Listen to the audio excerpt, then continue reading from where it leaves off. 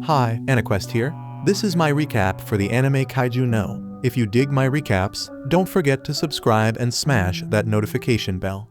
The story starts in this chill city that gets straight up attacked by this monster called Kaiju. The emergency Kaiju alarm goes off all over the city, and people gotta hustle to safety spots. This thing is massive, wrecking everything in its path. So the defense force rolls up and starts blasting at it. This ain't the first time humanity's dealt with this crap. So peeps watching are waiting to see which division of the defense force gonna show up. And it's the 3rd division, and they swoop in ready to wreck that kaiju. One girl from the division comes in packing this huge cannon, and she uses its crazy power to straight up blast a hole through the kaiju, taking it out like a boss. After all that, our main dude Kafka is straight up amazed at the size of that monster. Body parts scattered everywhere. He tells his crew they gonna be working overtime for a while. That's for sure. The nearby citizens cheer for the 3rd division, cause they finished their mission with no casualties. Kafka walks over, blown away by the crowd that gathered. While the heroes walk away from the defeated monster, Kafka heads towards it, because his job ain't done when the battle ends. Him and his crew do the dirty work that nobody cares about and nobody appreciates. They gotta take apart the defeated kaijus and dispose of them. Kafka does his thing, taking a sample of the monster and stashing it in a drone. Their job ain't flashy like fighting the beast, but it's a different kind of battle in its own way. That becomes crystal clear when Kafka spots someone messing with something they shouldn't and it freaking explodes, hurting someone. Luckily, Kafka's dealt with injuries like that before, so he handles the situation. These dudes got a ton of work ahead of them, and Kafka's pissed that the bosses want them to clean up this massive mess in just 1 week. Just then, Kafka gets told he gotta go to a different area cause they short-staffed, and he's shocked cause they sending him to the intestines. Kafka gets dragged away, and the others start talking about how messed up the intestines are. Kafka arrives at the intestines and instantly loses his appetite, but he's a hard worker, so he pushes through the discomfort and gets the job done. That night, Kafka gets home dead tired, and he tries to get rid of the stench from work. He catches a news report about Division 3 and their captain named Mina. This girl's only 27, and she ain't just a captain. She's slayed hundreds of kaiju. Looking back shows that she and Kafka used to be tight, and she was all up in her feelings when they made a promise to kick kaiju's ass together. Now Mina's blowing up big time and everybody's talking about her being a top contender for commander of the defense force. Kafka's wondering how the hell he ended up on the flip side of things, but he ain't trying to dwell on it cause that shit's too damn depressing. He tells himself that cleanin' is a legit important gig that helps people. Plus, he gets to grub on his favorite foods and has an apartment he's cool with. Kafka figures that this should be enough, and just goes to sleep. The next morning, Kafka rolls up to work and gets introduced to this part-time student who's joining their crew. Dude's name's Ichikawa, and he's dead set on joining the defense force. Kafka's coworker points out that Kafka had the same dream as him, but Kafka straight up gave up and became a veteran at the cleaning company. Ichikawa's wondering why Kafka quit, so Kafka admits he realized his abilities had limits. Dude tried his best, but there's always someone who's better. Kafka tries to keep a positive mindset, but Ichikawa ain't playing. He straight up declares he ain't never gonna give up, no matter what, so he can't wrap his head around Kafka's logic. He don't even want to understand, so he just bounces to change his clothes. Everybody thought they'd be tight cause they shared the same dream, but Kafka's fuming cause he knows there ain't no way to answer the kid's question without looking like a miserable wreck. Kafka's forced to do some soul searching and wonders if quitting is really that damn bad. They all head to work and go over the plan for the day. They decide which parts they gotta keep for research and which ones they gotta straight up destroy. Ichikawa gets stuck with the intestines. Kafka's kinda stoked cause the kid's got a dope attitude. But then he realizes he's gotta deal with intestines again for the 2nd damn day in a row. They say it's cause he's a pro at handling the shit. So Kafka swears he's gonna show everyone what he's made of. The boss calls out Kafka for all his damn complaints, but also gives props for being a hard-ass worker. If he passed the exam, he would have been a kick-ass defense force officer. Later, Kafka's happy as hell to see Ichikawa getting grossed out by the intestine mess. But he's dealing with the same nasty shit and trying not to puke. That's when Kafka notices the kid ain't brought much grub. Ichikawa gets all rude, saying he ain't hungry. But Kafka hands him a vitamin drink and insists he eats and drinks as much as he can. Otherwise, he ain't gonna make it through the damn workday. Kafka even offers him some nose plugs. Ichikawa turns them down, but Kafka keeps pushing, swearing it'll help him out.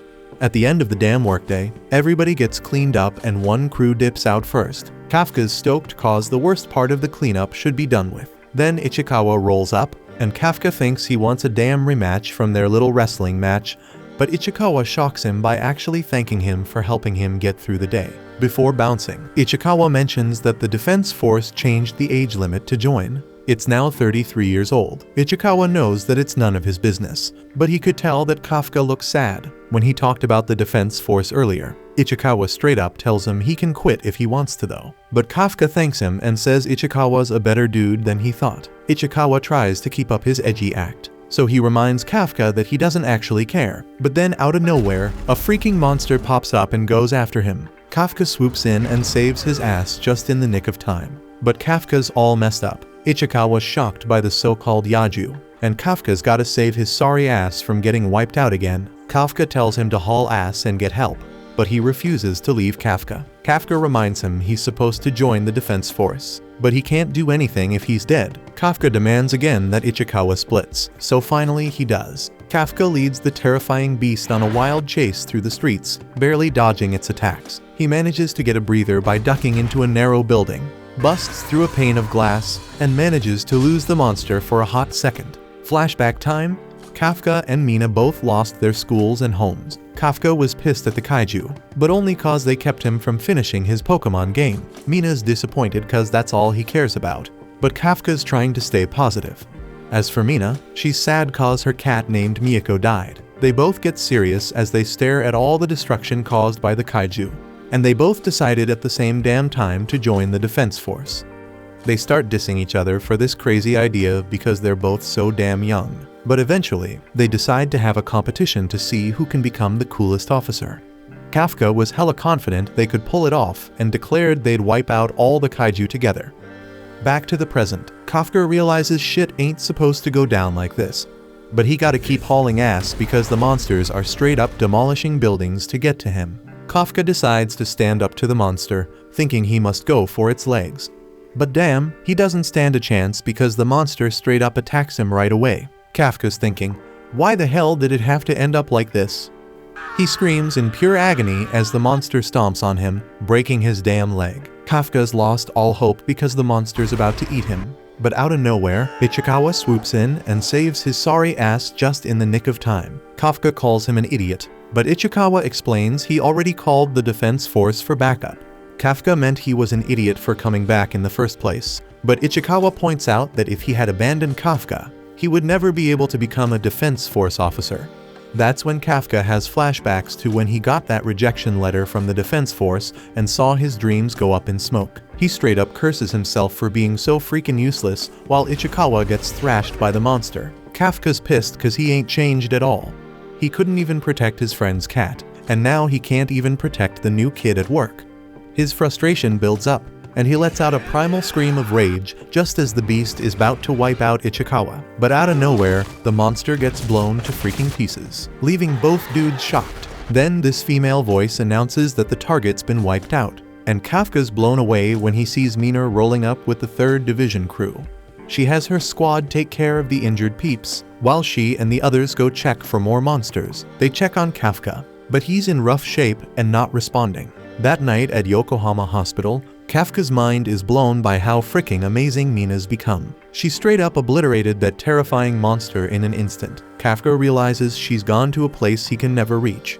He thought he was all alone, but then he's shocked to find out Ichikawa's right next to him. Ichikawa points out that if Kafka hadn't rescued him and told him to run, he would be dead right now. Kafka's even more shocked when Ichikawa says he's cool.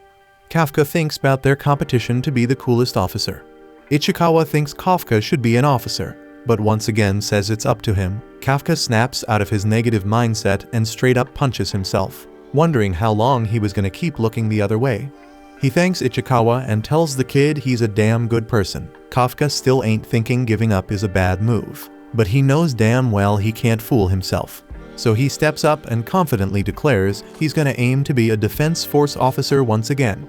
But before he can bask in his heroic declaration, he gets a rude awakening when he's freaking shocked to see a monster hovering above him. This freaking thing says it's found him and shoves itself right into Kafka's mouth. Ichikawa wonders if he is okay, but Kafka's clearly not good, gasping for air and thrashing around like a haunted. Ichikawa checks on him, and he's straight up shocked to find a monster in Kafka's bed. Kafka just casually looks at Ichikawa and then casually checks out his own reflection. Eventually, the shock hits them both, so Kafka tries to calm Ichikawa down, telling him it's just him. Ichikawa chills out. But then some old dude shows up and calls the defense force. Both dudes start freaking out, thinking about what the defense force does to kaiju, so they're panicking like crazy. Ichikawa tells Kafka to haul ass and run. Another flashback shows Kafka teaching Mina how to take down a kaiju. He schools her on attacking the legs and tying the sucker up. Mina's scared as hell at the thought of fighting a monster, so Kafka promises her he'll be right there by her side when the time comes. Back to the present, Mina's thinking about how that was all a lie. But then she gets the news that a kaiju's been spotted at Yokohama Hospital, and she declares that she'll handle it. She's gonna roll out with her officers and straight up eliminate that kaiju. Once Mina's squad is all set, she gathers them up and spills that there's a freaking kaiju chilling at the hospital, and it's their damn mission to take it down without hurting the people. Meanwhile, in the hospital, Kafka and Ichikawa are still messing with the old dude. They're trying to show him it's just a huge-ass misunderstanding, making Kafka look as harmless as humanly possible. But that's tough when Kafka's got a freaking face like that. Shit hits the fan when the old man has a heart attack and kicks the bucket. Kafka tries to check on him. He puts his hand on the wall and accidentally smashes it by accident. He can't believe this crap is happening to him. But now the whole damn hospital is paying attention. Since the defense force is probably already on the way, Ichikawa suggests Kafka bounces. Kafka agrees because sticking around would just cause more problems. But when he tries to open the window, he forgets about his superhuman strength and wrecks more property. Ichikawa brushes it off and says they should dip since Kafka's presence is freaking everyone out. So they both leap out through the wall's hole and head into the city. The defense force gets word that the rogue kaiju has fled the hospital and is heading straight for the city, so they gear up to intercept it. Meanwhile, Ichikawa's hauling ass through the city streets, wondering when the hell Kafka turned into a freaking kaiju. He knows Kafka wasn't one earlier today. He even turns back to ask if Kafka's still the same person deep down. But even Kafka ain't sure who the hell he is anymore. His body's going haywire on its own, and he even ends up snacking on a random bird for no damn reason. Eventually, Kafka goes back to his less monstrous kaiju form. But there's another issue at hand. He's gotta take a leak. Ichikawa tells him to hold it in because they ain't got time for a bathroom pit stop. But Kafka says his body prob won't listen, and he'll just pee in the road. But with that said, he ain't got balls right now, so Ichikawa's wondering how the hell he plans to drain the lizard. And then shit hits the pavement. Kafka collapses on the ground embarrassed as hell, and wishes he could wipe that moment from his memory. But Ichikawa reminds him they gotta keep moving before the defense force rolls in. And speaking of that, Kafka asks if he can still join the defense force looking like this, but that's straight up impossible. The defense force is trained to take out kaijus like him. If they find him, they'll obliterate his sorry ass on sight. It's a cruel twist of fate for Kafka because even though he finally found the motivation to give it another shot and join the defense force, he now forever locked out because of his body. Ichikawa ain't got no way to comfort Kafka, but he finds a sick hideout for him to lay low for now. But before they bounce, Kafka's eyes catch something behind them, and he knows it ain't good. Ichikawa asks if it's the defense force, but no, it's way worse, it's an actual kaiju. The defense force gets word of the second kaiju attack going down, so they split up to handle both situations. Back in the city, Kafka somehow knows if this new kaiju is the same breed that messed with him and Ichikawa earlier. Ichikawa sees this as their golden ticket to dip since it'll divide the defense force's members. Plus, since Kafka's already cleared out the area with his presence, ain't nobody gonna die from this attack. They should just let the defense force deal with it. Kafka reluctantly agrees and starts making his way out of there. Meanwhile, there's a little girl going through hell because her family ain't evacuated, and her mom's trapped under a damn dresser in all the chaos. The mom tells the girl to get the hell out of there before she gets herself killed, but the girl's determined to save her mom. Sadly, all she gets is a front row seat to more nightmare fuel, as the kaiju closes in and crashes into the room like it's lunchtime. It opens its jaws wide, ready to munch on the poor girl, but just in the nick of time, Kafka delivers a badass elbow strike. That strike sends the kaiju flying several blocks away, and Kafka's mind is blown by how freaking strong his new body is. But then he remembers there are folks in trouble, so he turns to the girl and checks if she's alright. Obviously the girl's scared shitless of him, and Kafka's creepy smile ain't helping his case one bit. But when Ichikawa shows up, the girl calms down because she knows they're here to save the day. They finally free her mom, who's unconscious but gonna be fine once they get her to safety. The kaiju comes back, so Kafka tells Ichikawa to haul ass with the girl and her mom, while he stays back because he wants to lay the smackdown on this kaiju with all his might. Ichikawa peeps the lightning crackling around Kafka and realizes he doesn't want to be anywhere near what's about to go down, so he skedaddles while Kafka lines up for the most epic uppercut he's ever thrown. That kaiju gets hit so damn hard, it goes flying and then explodes from the inside out, showering everything around it with kaiju's guts. Kafka's left dumbfounded because he straight up one-punched a giant kaiju. But no matter how badass he may seem to regular folks after that victory, he's still a terrifying ass kaiju. He goes up to the girl and tells her the defense force gonna be rolling in soon to help her out. She doesn't gotta be scared no more because he's leaving now. But as he's walking away, the girl gathers up enough courage to call out and thank him for saving her and her mom. Those magical words hit Kafka like a flashback of the time he spent with Mina, trying to make his way into the defense force. And even with his messed up situation, maybe there's still a glimmer of hope for his dream. Ichikawa shouts to Kafka and says he called an ambulance, so they gotta dip before anyone shows up. Kafka turns to him after some deep thinking and declares he ain't giving up on his dream of joining the defense force because he promised to stand by Mina's side. A while later, Mina rolls up to the scene, but the whole crew's jaws drop when they see the kaijus already taken care of. She goes up to the little girl and asks what went down, but when the girl tries to retell it, she almost starts crying from all the trauma. Mina reassures the girl she ain't gotta be scared because she and the whole defense force gonna wipe all the kaiju off the face of this earth. At first, the girl's stoked to hear that, but then she takes a second and asks Mina to promise not to harm the good kaiju guy. She says the good kaiju's the one who saved her mom and off the other kaiju. But Mina's still shocked hearing good and kaiju in the same breath. On the morning news, they put together a sketch of Kafka's kaiju form based on eyewitness accounts, calling it Kaiju Number 8. It's the 8th kaiju ever to get a code name. Since the defense force ain't tracked him down yet, the cleanup crew wonders why they still ain't found him. While they're chatting it up, Ichikawa strolls into the room and drops some knowledge on what's been going down. It's been 3 months since Kafka pulled off being the first kaiju to escape the defense force, so the officers are using a whole lot of defense budget to hunt him down. The shift lead tells Ichikawa that something came in the mail for both him and Kafka. Since Kafka already dipped out early to start work, he wants Ichikawa to bring his mail to him.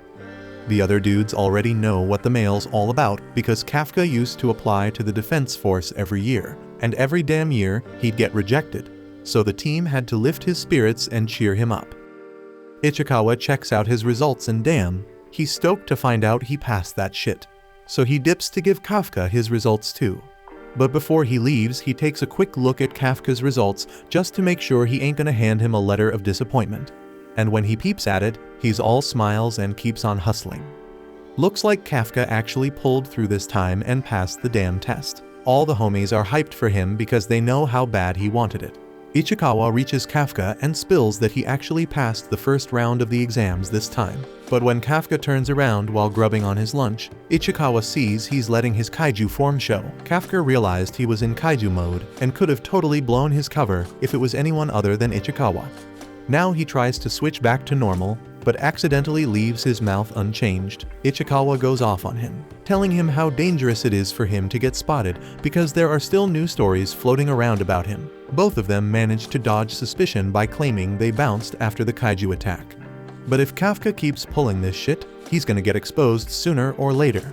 Ichikawa hands over his results, but while Kafka is still happy, he ain't nearly as ecstatic as Ichikawa thought he'd be. Mainly because Kafka always bombed the second stage of the test, so the real hard part is still ahead for him.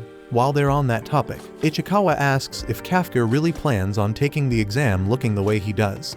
The first part was a breeze because it was just a written test, but the second part's gonna have officers all over the damn place. and they'd straight up wipe him if they found out about his body situation. But even with the risk, Kafka's dead set on taking the exam. In the past 3 months, he's been trying to find a way to fully turn back into a human, but luck ain't on his side. But with the age limit, this is his last shot to actually apply, so he's gotta take a chance. Ichikawa gets where Kafka's coming from, but he makes it crystal clear that if shit goes down and Kafka's in trouble, he's on his own because in this test they're rivals.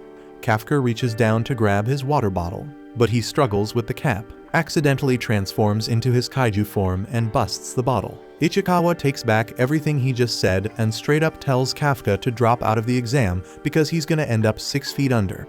But Kafka still really wants to go for it. Ichikawa gives in, but repeats that if anything goes down during the exam he is on his own. Everyone else is about to roll up for work, so he tells Kafka to get his shit together with his transformation. Once Ichikawa bounces, Kafka lets out a sigh of relief because he passed, and he ain't know what he'd do if Ichikawa passed and he didn't.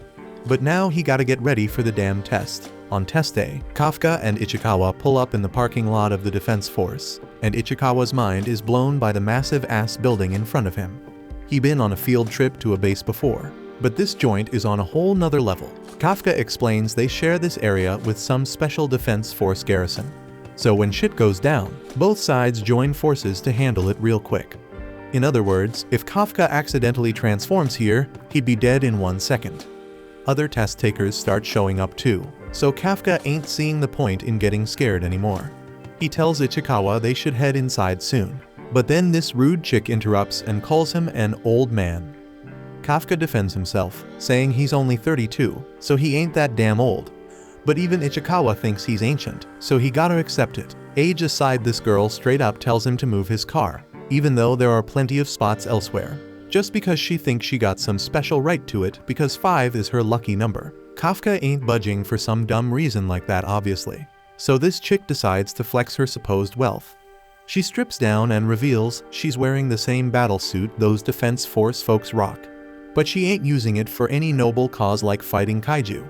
Instead, she grabs Kafka's car with one hand and throws it out the spot, thinking she is all cool, but it just makes her a bitch. But being a big shot apparently gives her the right to pull this kind of shit and get away with it. She introduces herself as Kikaru and boasts about how she kills kaiju for fun, and coincidentally, she finds it hella weird that Kafka smells like a kaiju. Ichikawa breaks it down real quick that they're part of the kaiju disposal unit. Kikaru straight up loses her shit when Kafka effortlessly lifts his truck, thinking he must have his own secret power suit. Kafka introduces himself as examine number 2032 and puts on a dramatic show, telling the kid to remember his name. But his cool moment gets interrupted when he sees Kikaru's butler taking his damn parking spot. Kikaru thought this exam would be hella boring, but now she's feeling the thrill. She swears she'll make Kafka a big joke and bounces. Ichikawa's all pissed at Kafka for already using his powers, but Kafka points out that he only transformed the part she couldn't see. They brush off some guards, saying the noise was nothing, but Ichikawa warns Kafka that if he pulls any more stunts, he's getting sent home. Kafka knows this is his last chance to stick with Mina, so he promises himself he won't give up this time. But moments later, Kafka's struggling hard during the exam. He's been keeping up with his training and busting his ass doing hard physical work every damn day, but right now he just can't keep up. Flashback to earlier when Ichikawa explains the second stage of the exam, which has 2 parts, a fitness test and an aptitude test. They can't change their aptitude, so they gotta get the best damn grades they can in the fitness test. But Kafka's having a real tough time. He's always been below average, but shit's gotten way worse.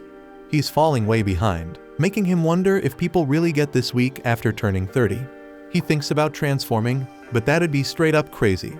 Unfortunately, Kafka does hella poorly and gets a rank of 219 out of 225. Then Kikaru comes out of nowhere, revealing she ranked 5, and starts clowning Kafka, saying it didn't take long at all to make him a joke. Kafka thinks about how he dramatically told her to remember his name, but now he wants her to forget it. Ichikawa's just glad Kafka didn't use his powers, and Kafka explains it wouldn't be fair since everyone busted their asses to get there. But the truth is, Kafka was just fronting to sound cool, but deep down he wishes he had used his powers. Kafka's sure he could have done better, but Ichikawa thinks there's another reason why he got that rank. Meanwhile, Mina's checking out this year's applicants. Her subordinate assumes she won't give a damn because all she cares about is killing kaiju. But he's straight up shocked when she's down to hear more while she's working. The guy explains there's this dude named Izumo who caught his attention. He graduated top of his class and is the most promising one in this year's crew. Ichikawa noticed the dude as well, as he just ranked second. And the guy who came in third is Aiharu, the valedictorian of some fancy-ass university. But the one who took the top spot is Kaguragi, the rising star from the Japan Ground Self-Defense Force. And it ain't just them, most of the examinees this year are from top-notch universities. Usually folks like them be trying to become elite officers, not field agents. That's probably why Kafka's rank is so damn low. And it hits Kafka, that's why they seem so damn strong. Ichikawa explains that even among all these badass folks, there's one person everyone's got their eyes on. She graduated from California Neutralization at the ripe age of 16. She skipped grades and became the youngest ever to do it. Her name's Kikaru, and they call her the ultimate talent. The top 3 dudes are watching her, hoping they can measure up. Ichikawa points out that it's a group of crazy skilled applicants, none more so than Kikaru. Kafka admits he had no idea she was that damn impressive, but he catches a beatdown from her bodyguards for touching her. Everybody's watching, and they just assume Kafka's one of her damn fans. Kikaru laughs because she's made him a joke again, but Kafka declares he's gonna make her a joke too. Deep down though, Kafka knows things ain't going so well, but Ichikawa still has hope. The past 2 years, the second part of the test has been kaiju corpse disposal. They want to test the examinees' knowledge of kaiju and their ability to work as a team. They also want to show them there's more to the job than just killing kaiju. That's why Ichikawa chose to work part-time at the disposal unit, because it's part of the damn test. Kafka's hope gets back in the game, so they decide to go all in on the next part of the exam. They roll up to the second training spot, and this Vice Captain Hoshina from the 3rd Division steps up. He's the dude in charge of giving them their aptitude test. And in this test, they gotta hunt down some kaiju. Kafka gets hyped because he thinks they just gotta find those monsters and get rid of their bodies, like Ichikawa said. But damn, he gets a shock when Hoshina actually drops the bomb that they gotta find and take down the kaiju. Kafka's mind is blown when one of those mad strong kaiju tries to attack Hoshina, but luckily the security measures shut it down. Kafka's still shocked, but all the top guys are straight up pumped for this part of the exam. Then Kikaru starts laughing at our boy, so Kafka wonders what happened to just disposing of the bodies. Ichikawa breaks it down that's what they've been doing for the past 2 years, and he's just as disappointed. Hoshina explains that this part of the exam is dangerous as hell, so they gotta rock Izumo tech gear while doing it. Ichikawa tries on the gear, and he's mind blown as it analyzes his body and molds itself to fit him perfectly. The suit becomes one with his body, and Ichikawa can even feel his muscles getting stronger. These suits are legit Demon Defense Force combat gear made from organic material ripped from the kaiju. They boost the combat power of the wearer like crazy. Meanwhile, Konomi, the operator from the 3rd Division, says she's gonna start measuring the combat power unleashed by those wearing the suits. Ichikawa's at 8%, Izumo's at 18%, Kaguragi's at 15%, and Aiharu is at 14%. Unleashed combat power shows how much of the suit's power they can tap into. Even after mad training, it usually hovers around 20%, and they're lucky if they get one applicant a year who hits over 10%. But these 3 dudes are all above 10%, so Hoshina wonders if this year's gonna be off the charts. Then shit gets real when Konomi sees Kikaru's unleashed combat power is at 46%. Everyone's in awe of her, and Hoshina thinks how she's already at a platoon leader level, and she ain't even joined the force yet. They assume this must be some kind of record. Ichikawa feels down on himself because he's only at 8%, but Hoshina tells him that's still pretty solid for a first-timer. As long as the examinees ain't rocking a big fat 0, they'll pass, and Hoshina straight up admits he's never even seen a 0 before. But hey, there's a first time for everything, and everyone's shocked once again because Kafka's unleashed combat power is revealed to be a big fat 0. Everyone's straight up laughing at him, and even Konomi starts wondering if there was some kind of glitch or mistake. Kafka tells them to give him a bit more time, because he's trying to squeeze out that combat power. But damn, Hoshina can't control his laughing, and straight up tells him this ain't like using the bathroom where you can just squeeze it out. Hoshina's starting to like Kafka's vibe.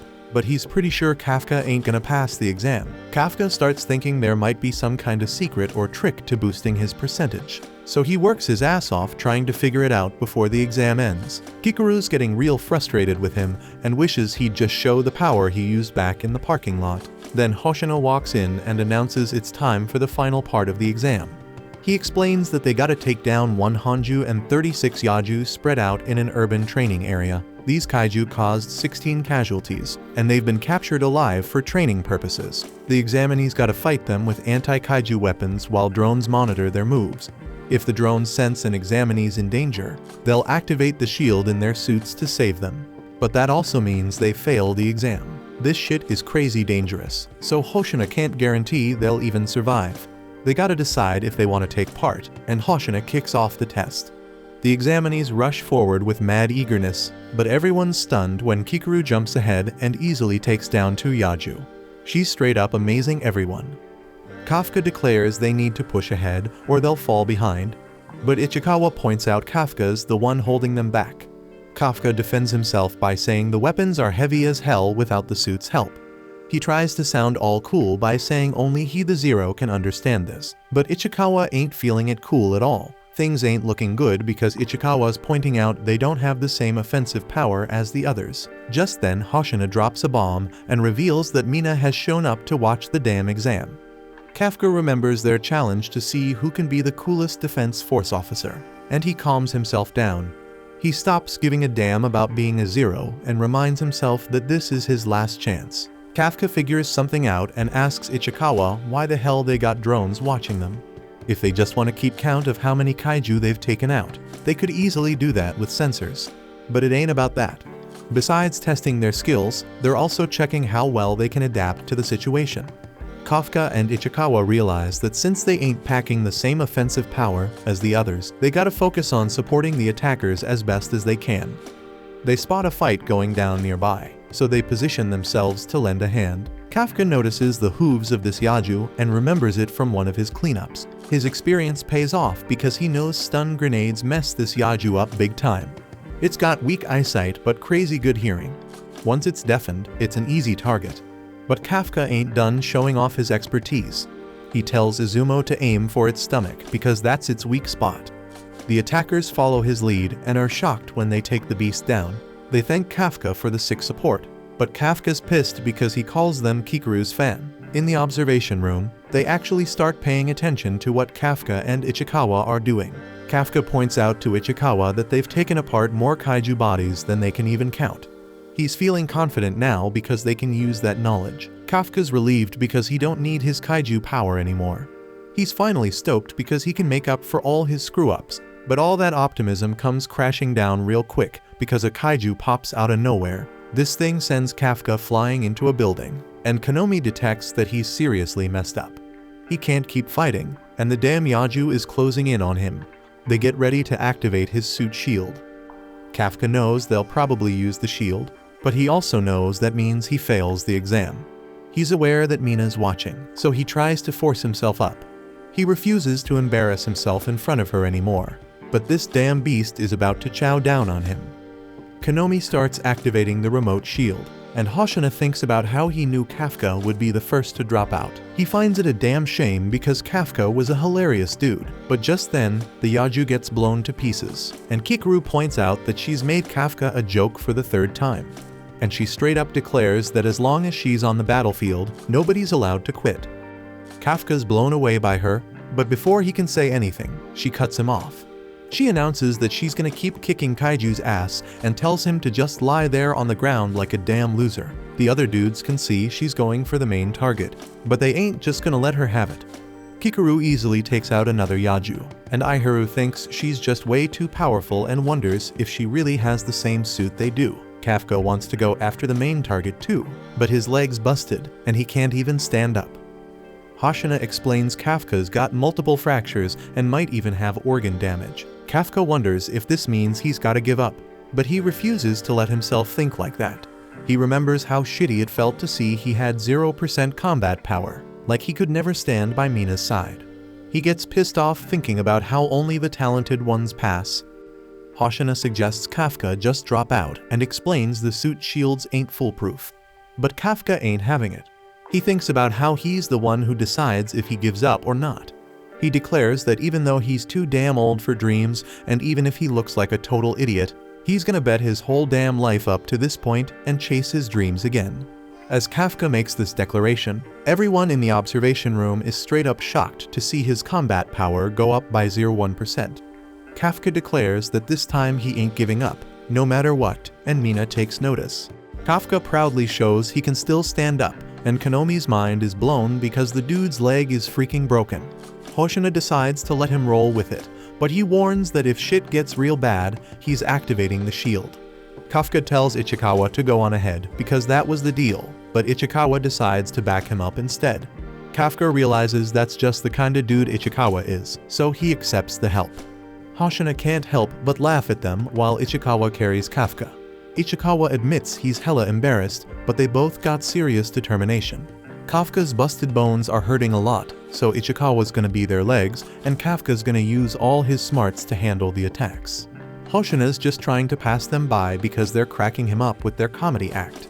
Kafka tells Ichikawa to stick with Kikaru, and he's amazed at how fast his buddy is.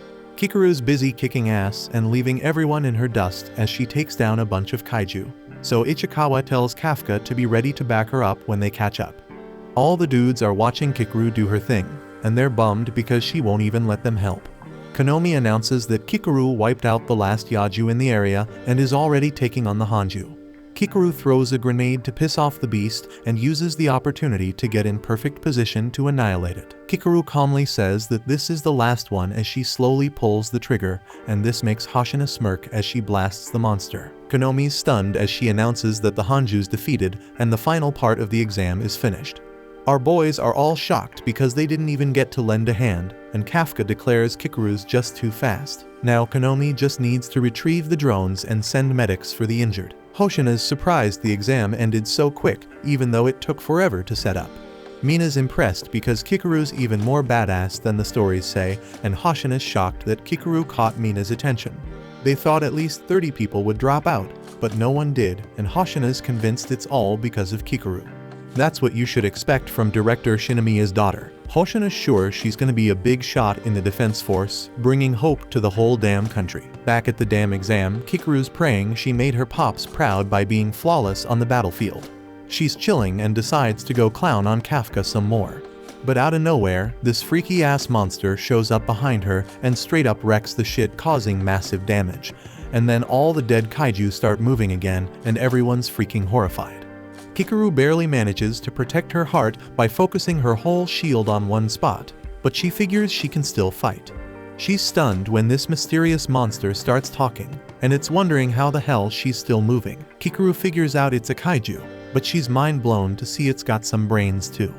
Kikaru decides to charge at it, but this monster straight up smacks her multiple times and she screams in agony. Konomi's all shocked seeing Kikaru's vitals dropping like crazy. They got no clue what the hell's going on, but they're picking up live signals from the kaiju they already took out. And here's the messed up part, this revived Hanju's estimated fortitude is 6'4", way stronger than before. Hoshina thinks how it takes an entire crew to take down a kaiju at that level, with not many people able to take it down quick. Then out of nowhere, Mina tells Konomi to activate all remote shields for examinees and send back some drones. Hoshina thinks how luckily the two of them are some of the few capable of defeating this Hanju, so they gear up and head out. Examinees are told to dip, but Kikaru refuses, figuring lots of folks will lose their lives if she doesn't stop this thing herself. She uses her suit to stop the bleeding and realizes she can still throw down. And then Kikaru remembers her pop's words, telling her to be perfect for their nation. Now she's demanding perfection from herself, but damn, the Hanju knocks her aside like it's nothing. She can barely move, but she still ain't giving up. We take a trip down memory lane and see Kikaru all proud because she got the top grade in class. The other students didn't do as well, but at least their parents were there to celebrate with them.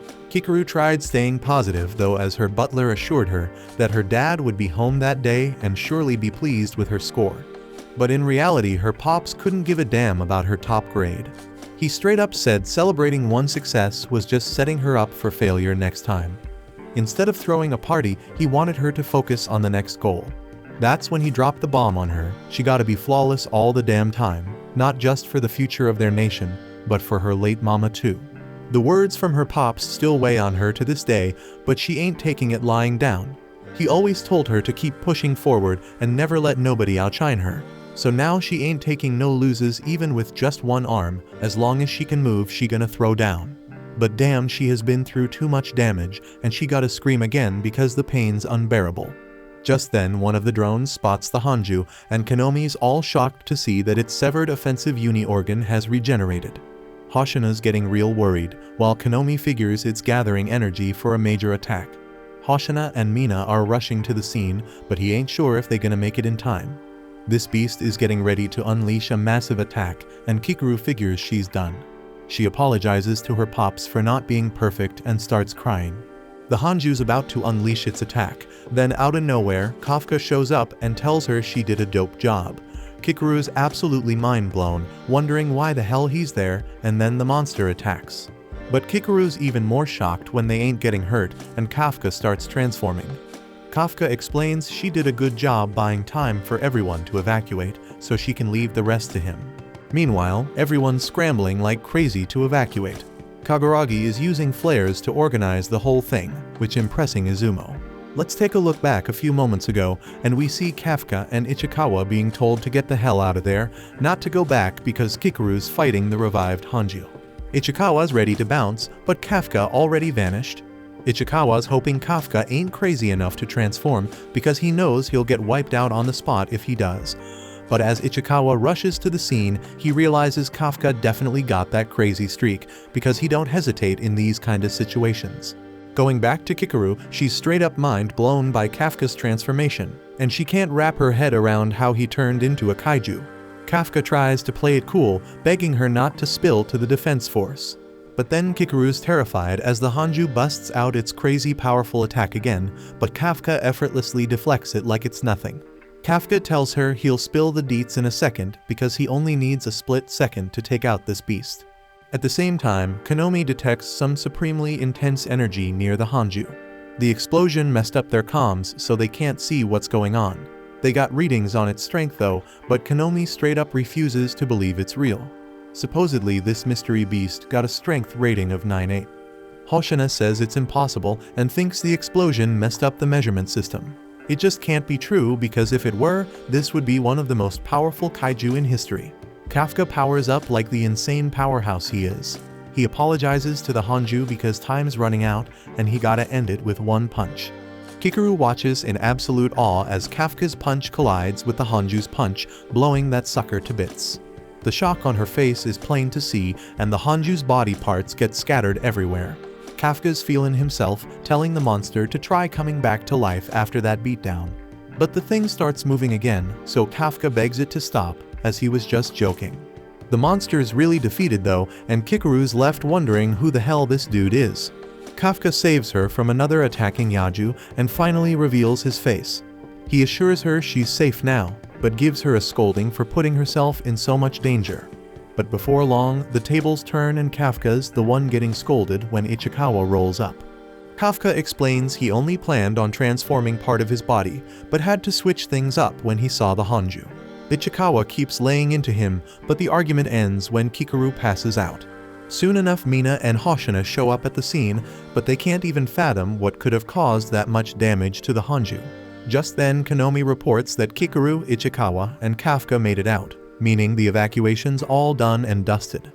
Hoshina admits that Kikaru is hella strong, but there ain't no way she could have straight up obliterated the Hanju like that. Mino points out that there's a bunch of stuff they don't understand, with the kaiju coming back to life in this massive blast area. Mina then orders an investigation unit to check out the area while she and Hoshina finish off the rest of the Yaju. Hoshina realizes this blast is similar to what they saw 3 months ago, and he wonders if there's some connection going on. Later we see Kafka back in another damn hospital. Ichikawa explains that Kikaru's getting treated with the best tech the defense force has to offer. Kafka reflects on the exam and how it reminded him just how damn hard it is to compete against super talented folks. It also reminded him that when you're chasing your dreams, there's always going to be someone out there who's beating you at the things you care about the most. But most importantly, it got him so hyped up that he couldn't even care. Kafka's glad he decided to take the exam again, and he thanks Ichikawa for giving him that push. Out of nowhere, Mina shows up surprising everyone. She just thanks them for taking care of Kikaru and disappears just as quick. Kafka almost calls out to her, but he holds back because it ain't the right time. He wants to wait till he becomes an officer to talk to her. He's more confident than ever that it's gonna happen, and he silently promises himself that she better watch him out. Nearby, Kikaru has a nightmare about not being perfect for her pops. She wakes up wondering if her dad's arrived, but it's just Hoshina. He explains that there were no casualties, and it's all thanks to her kicking the Hanju's ass. The shock on her face makes Hoshina wonder if she really was the one who took it down. Kikaru remembers what Kafka said, so she declares that she was the one who straight up eliminated the Hanju. That night, a news report breaks down what went down at the exam and reveals that while a bunch of folks got injured, there were nobody died. In some bathroom stall, we see the mysterious and smart-ass kaiju listening in. He's shocked and disappointed to hear that there were no damn fatalities at all. Just then the phone rings, and the monster reminds himself how to answer it. When he picks up, the voice on the other end tells him to get back to work. This monster transforms and puts on his uniform, and shockingly we see that he's a new member of Kafka's disposal unit. Everyone's hoping Kafka and Ichikawa are alright after the exam incident, and this new guy ominously hides his transformation.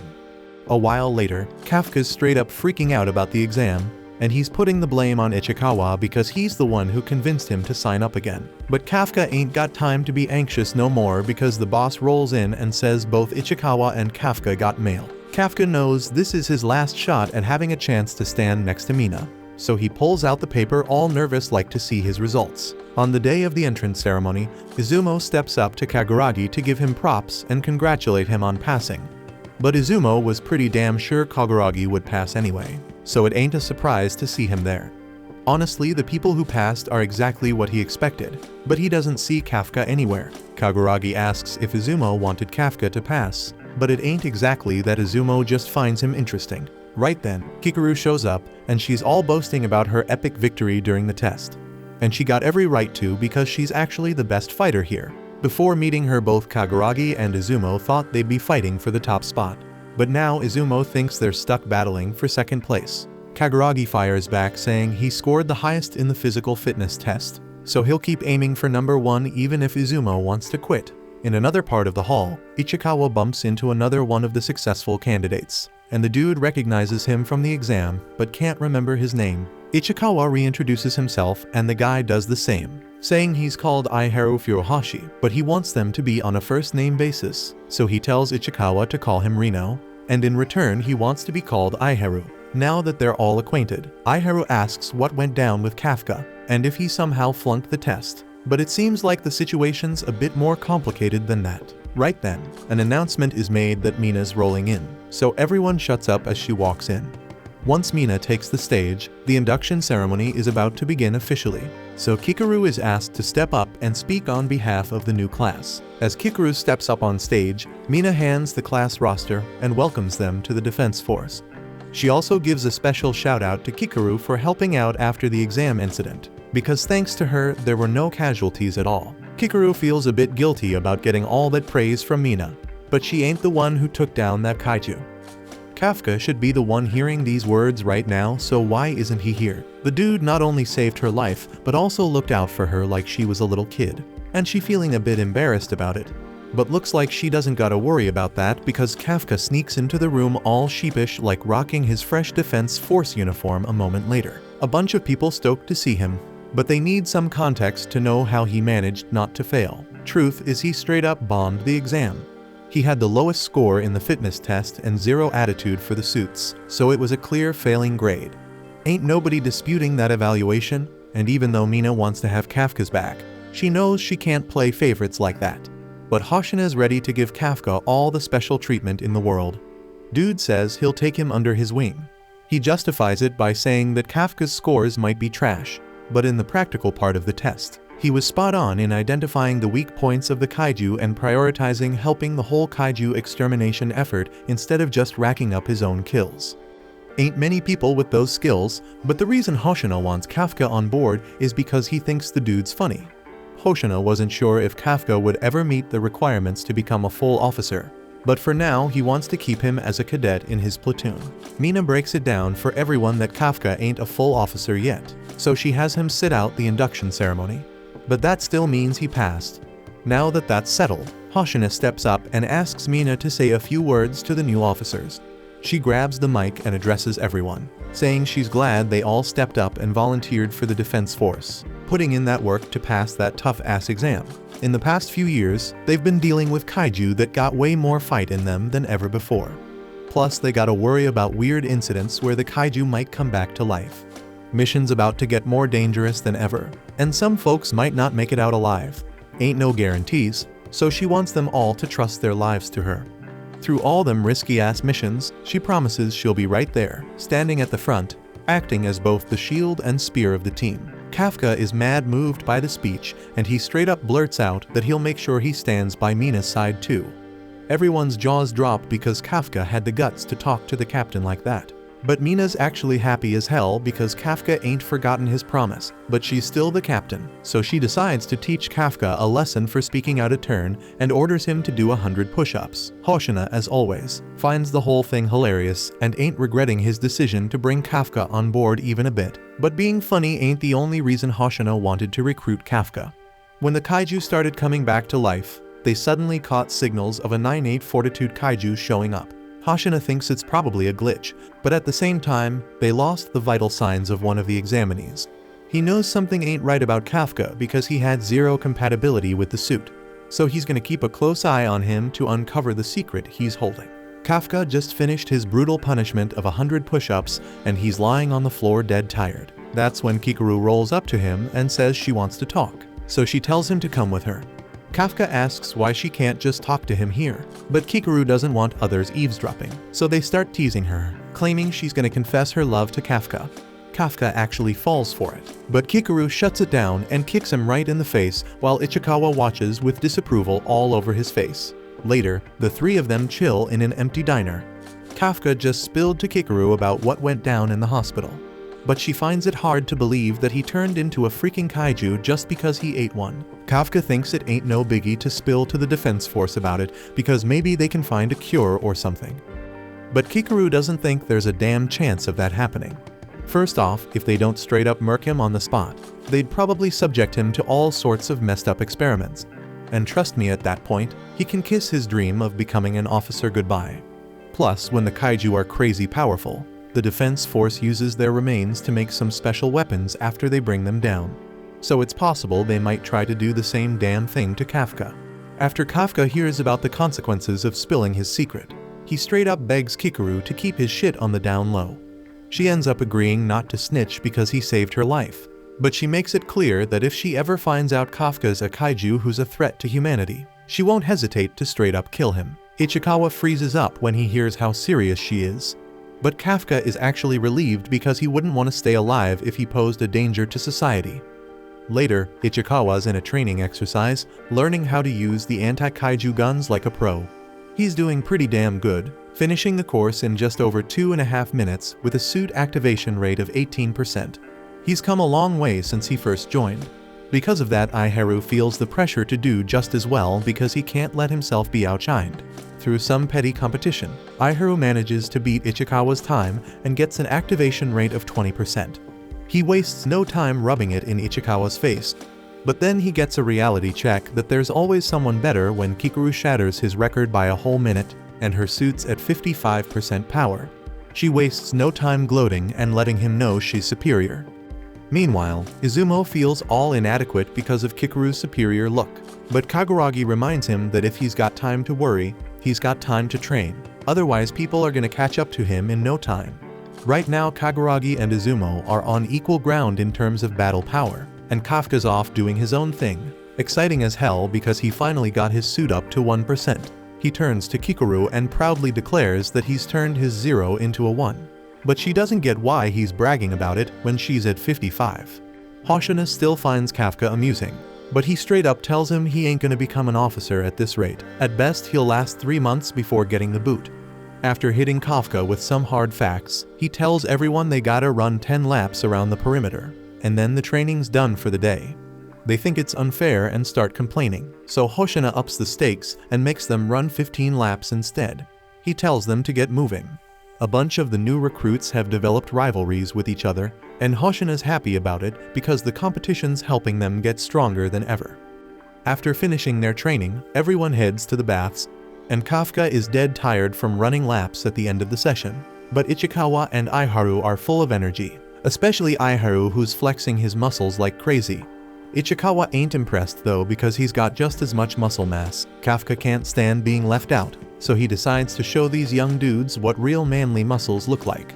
Aiharu is impressed at first, but Kafka quickly runs out of breath and shows Aiharu what a real man's stomach looks like. Aiharu and Ichikawa burst into laughter at Kafka's expense, but he warns them that the same fate awaits them once they hit 28, so they better be ready. However, their confidence takes a hit when Kaguragi shows up and demonstrates what peak physical form truly means.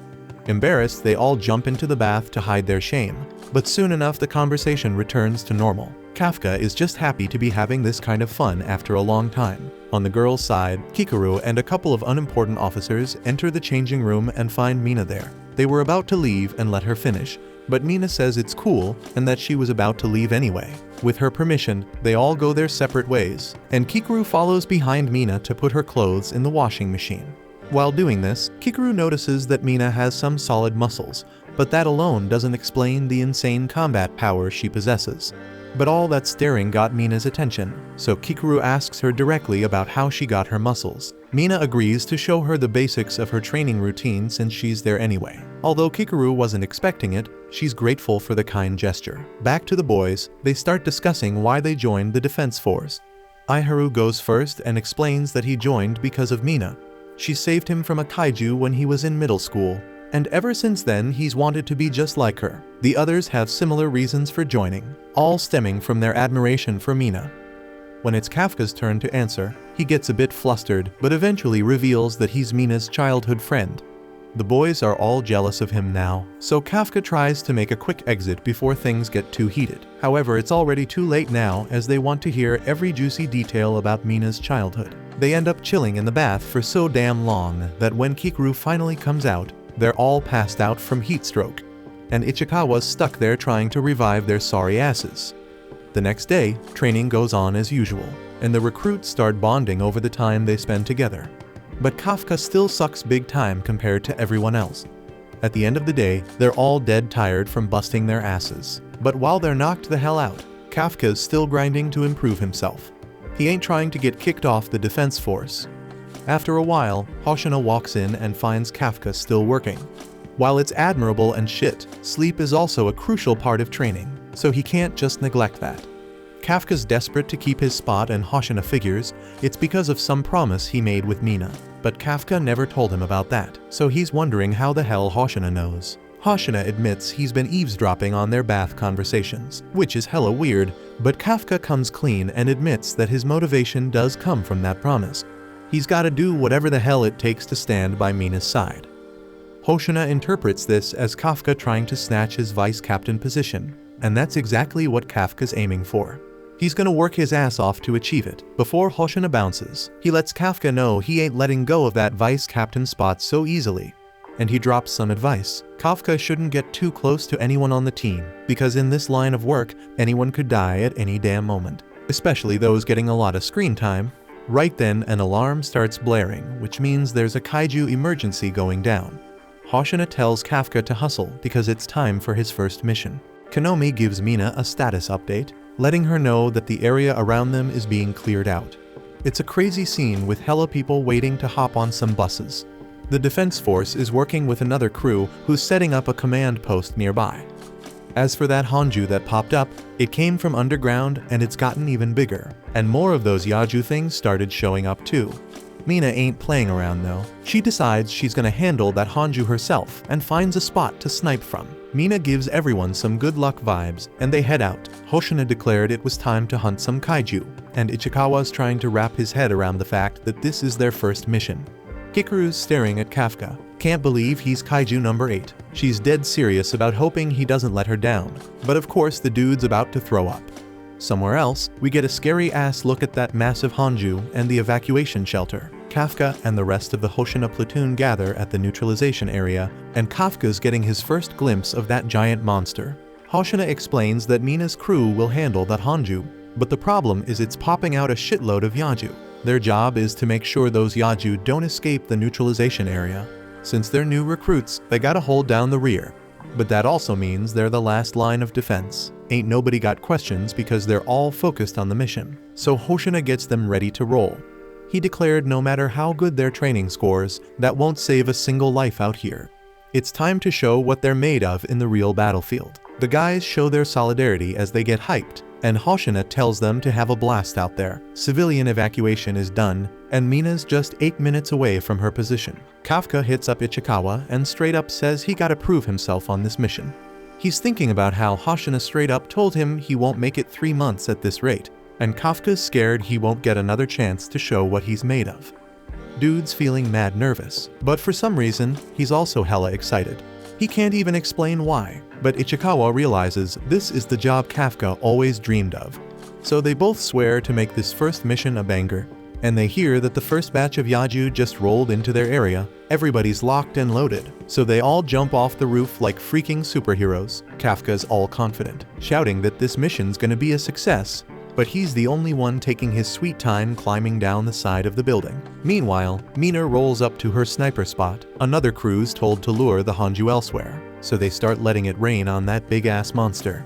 After a few attacks, the giant beast starts moving, and Hoshina's eagerly waiting to see everyone prove themselves. The fight's on, and Kafka's surprised because it ain't nothing like the damn exam. He's feeling mad calm for some reason. Now Kafka feels like his suits actually got his back, so he confidently unleashes his combat power. But damn, he gets straight up wrecked by a Yaju. His combat power's still sitting at a pathetic 1%, so Kikuru schools him, saying he's way too far up front and should chill in the rear. Some vets are hella annoyed they gotta fight alongside the rookies. They wish these newbies would just get the hell out of their way and hide somewhere. The veterans decide to play it safe and wait for the front lines to figure out the weak spots of those damn Yaju. But they're all shocked when Kikuru starts taking down those monsters like a freaking pro. She ain't about to sit around and wait, so she goes ham attacking anything that looks like a weak spot. Kikuru wipes out a bunch of Yaju, leaving the veterans in awe because rookies ain't usually packing that kind of power. Kikuru blushes when Kafka gives her props, saying she did a damn good job, but she gets all annoyed when her suit detects her heart rate shooting up. Meanwhile, the rest of the crew's working together to take down a Yaju, but Aiharu is straight up shocked when he sees Ichikawa taking one out all by himself. Ichikawa breaks it down that he swapped out the burst rounds in his rifle for freeze rounds. He wants to slow the damn Yaju down while he fights. It's a better fit for his style, and Ichikawa's confident that once he gets the hang of it, he'll be an even better kaiju hunter. But that ain't enough for him. Ichikawa's thinking about getting even stronger, so Kafka won't ever have to transform again. The other top dogs in the crew show off their skills too, taking out a bunch of Yaju. The rest of the squad can't believe how strong the newbies are. Even the leaders didn't know they had it in them. Kaguragi and Izumo start competing to see who can eliminate more kaiju, and one of the platoon leaders straight up goes into cougar mode as she drools over them. Hoshina informed her that the average unleashed combat power of the new recruits is higher than most years. There are a few standouts at the top, and they're pushing everyone else to step up their game. Reports keep coming in about Yaju getting wiped out, and Kafka's shocked to find out that Ichikawa and Aiharu are pushing forward too. Kafka starts feeling down, thinking he's holding everyone back when they're working so hard. He wonders if there's anything he can do, but then it hits him. The veterans wanted to wait and find out the weak spots of the Yaju. Kafka takes a look at one of the dead Yaju and decides he's gonna fight in his own way. The others are straight up shocked when they see Kafka messing with the corpse. He's knee-deep in that shit, and he realizes that even at just 1%, the suit makes it easy to tear apart a kaiju body. That shit's so useful. He's thinking they should hook up the cleaning industry with these suits. Kafka figures out the structure of the kaiju, but the core ain't where it's normally at in a fungal-type monster. He starts searching around, and damn, he's shocked when he finds it. He lets Hoshina know that the core of the Yaju is at the base of its neck. Kafka even spills on the best way to attack it for those with weaker attack power. But here's the real kicker. Kafka discovers that these Yaju have reproductive organs. Those white bumpy things on their rear. Yeah, if they ain't destroyed, the dead bodies could pop out new kaiju. Hoshina's mind is blown by Kafka's findings, and he tells Kanamito to spread the word. Hoshina gives Kafka props once again, and Kafka can't believe he's actually helping out the defense force. Kafka rushes off to take care of the defeated kaiju's bodies, swearing he'll do whatever it takes to be by Mina's side. But then he freezes as a massive explosion goes off. Hoshina fills him in that the main attack on the Hanju has started. They've lured the Hanju to the target zone, and the other squads are keeping it in place with suppressive fire. Mina busts out her mega weapon and gets ready to unleash hell. With everyone at a safe distance, Mina gets the green light to fire. Mina's thinking about her competition with Kafka to be the coolest officer, and she's ready to show him how far she's come. The crazy amount of power she unleashes causes the ground beneath her feet to crumble. Her suit announces that Mina's combat power is at an incredible 96%. Hoshina watches her and hopes Kafka's paying close attention too. Mina lets loose with her weapon, and that insanely powerful attack straight up obliterates the massive Hanju. Hoshina wanted Kafka to see the raw power of the person he's trying to stand beside. With the Hanju's core exposed, Mina loads another round into her weapon. She fires again, wrecking even more of the Hanju, and Konomi announces that its vitals are gone. That thing crumbles to the ground, and Konomi's a bit surprised when Mina loads a third round. Mina fires away once more, and Konomi says the Hanju ain't moving anymore. Everyone's blown away, but they're all shocked when Mina loads a fourth round into her weapon. Konomi points out that the Hanju's already down, but Mina straight up demands that Konomi give her the order to fire again, and she does. Mina takes aim and shoots at that monster yet again. Kafka's straight up in awe of Mina, and Hoshina rolls up wondering if Kafka's ready to give up on his goal. Standing by Mina's side means he's gotta match her insane strength. Hoshina straight up admits he can't even do that himself. His combat power ain't as good as hers when it comes to long-range weapons, so he can't take down the big shots like she can. But when it comes to small and mid-sized kaiju, it's a whole different story. Right then, Kafka starts freaking out because a kaiju sneaks up behind Hoshina. But it's a chance for Hoshina to flex that power he was talking about. With just a tiny move, Hoshina slices that Yaju into pieces and boldly claims he's better than Mina when it comes to monsters of that size. Kafka couldn't even catch a glimpse of his attack, and Hoshina breaks it down that his family's been a clan of kaiju hunters for generations. He goes on to spill that the captain and vice captain are the force's top dogs, which is why they rock special gear tailored to their fighting styles. Mina lets Hoshina know the Hanju's down for the count, so Hoshina tells Kafka it's finally time for the real deal to kick off. Kafka's all confused because the Hanju's already down, but Hoshina reminds him that the real issue is the swarm of Yaju still chilling inside its carcass. A crazy number of Yaju start pouring out, so Hoshina tells everyone that once they clean up the riffraff, they can bounce and head home. The recruits think he's being a little too laid back, so the veterans start clowning them for giving up so easily. They're dead set on showing the newbies that there's more to the fight game than just brute strength, so they hit the battlefield. The platoon leader Nakanoshima tells Kaguragi and Izumo they can just let the veterans handle it, but they ain't having that. They want to throw down too. Konomi peeps the new recruits and sees they're straight up worn out. Their combat power and endurance are both taking a nosedive. Hoshina points out that this mission is major, but if they can conquer it, it'll take them to the next level. Most officers cap off their career with combat power between 20 and 30%, but there's a tiny bunch who break through that barrier and become captains. Kikaru is the only new recruit who's reached that level, but Hoshina thinks there might be another one. That other person is Ichikawa. Next thing we see is Ichikawa straight up taking out another kaiju, and Aiharu is pissed. He's put in years of training at some top-notch tech college, so he can't figure out why he can't keep up with Ichikawa. Just then, they're told more Yaju have been spotted nearby, so they both head to the front lines. Ichikawa gets shocked when he peeps the jacket of the monster's sweeping company, and he's wondering why one of the cleaners is kicking it there. They try to explain that the cleaners ain't gonna be needed for a while, but they straight up get ignored. The mysterious dude is just disappointed because the reproductive organs he loaded the Yaju with got wrecked. He wonders how they found out, and he's speculating someone on the force knows all the deets about kaiju. These dudes are then shocked when the guy turns to them with his messed up face and asks if they know anything about what went down. The dude straight up gets up and points his finger right at Iharo, and it's looking real bad. Ichikawa straight up shouts at Iharo to get the hell out of the way, but damn, he's too slow. Ended up getting blasted right through the chest. Fortunately, he managed to keep his heart intact. But damn, the bleeding's still messing him up real bad. So Ichikawa tries to calm him down so he can use his suit to stop the bleeding. By now, they both realize this thing gotta be a freaking kaiju too. And there's only one humanoid kaiju other than Kafka, and that's kaiju number 9. They both straight up recognize it as the one that wreaked havoc during the exam. And this thing took down Kikaru like it was nothing. So they gotta be extra careful. Number 9 starts talking about how damn disappointed he is with his messed up implants, but he ain't trying to leave empty-handed. So he decides he's gonna at least snatch a live sample of a Defense Force officer. Ichikawa and Iharo, they both get spooked as hell after hearing that, but they still gotta keep their cool. So Ichikawa tries to call the platoon leader to let her know what's going down, so they can get some backup. But the transmission straight up fails because number 9 had enough time when he was human to figure out how the radio signals work. So he sets up a freaking zone around this place where no signals can go in or out. That way he can stay hidden from the defense force, because they won't be able to pick up his energy signature.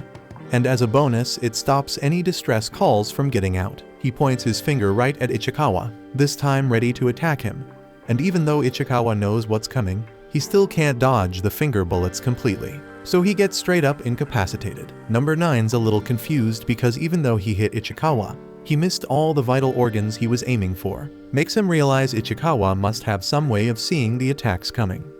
Back when Kafka and Ichikawa met up with Kikaru at the diner, she straight up wanted to fill them in about her encounter with number 9, just in case they ever ran into him. The finger bullets he is using might look like some kind of magic at first, but if you pay real close attention to his fingers, you'll be able to tell when he's about to fire, and once Ichikawa gets the hang of it, he's finally able to straight up dodge the bullets like a pro. Iharo's straight up shocked that Ichikawa was able to dodge such a quick attack.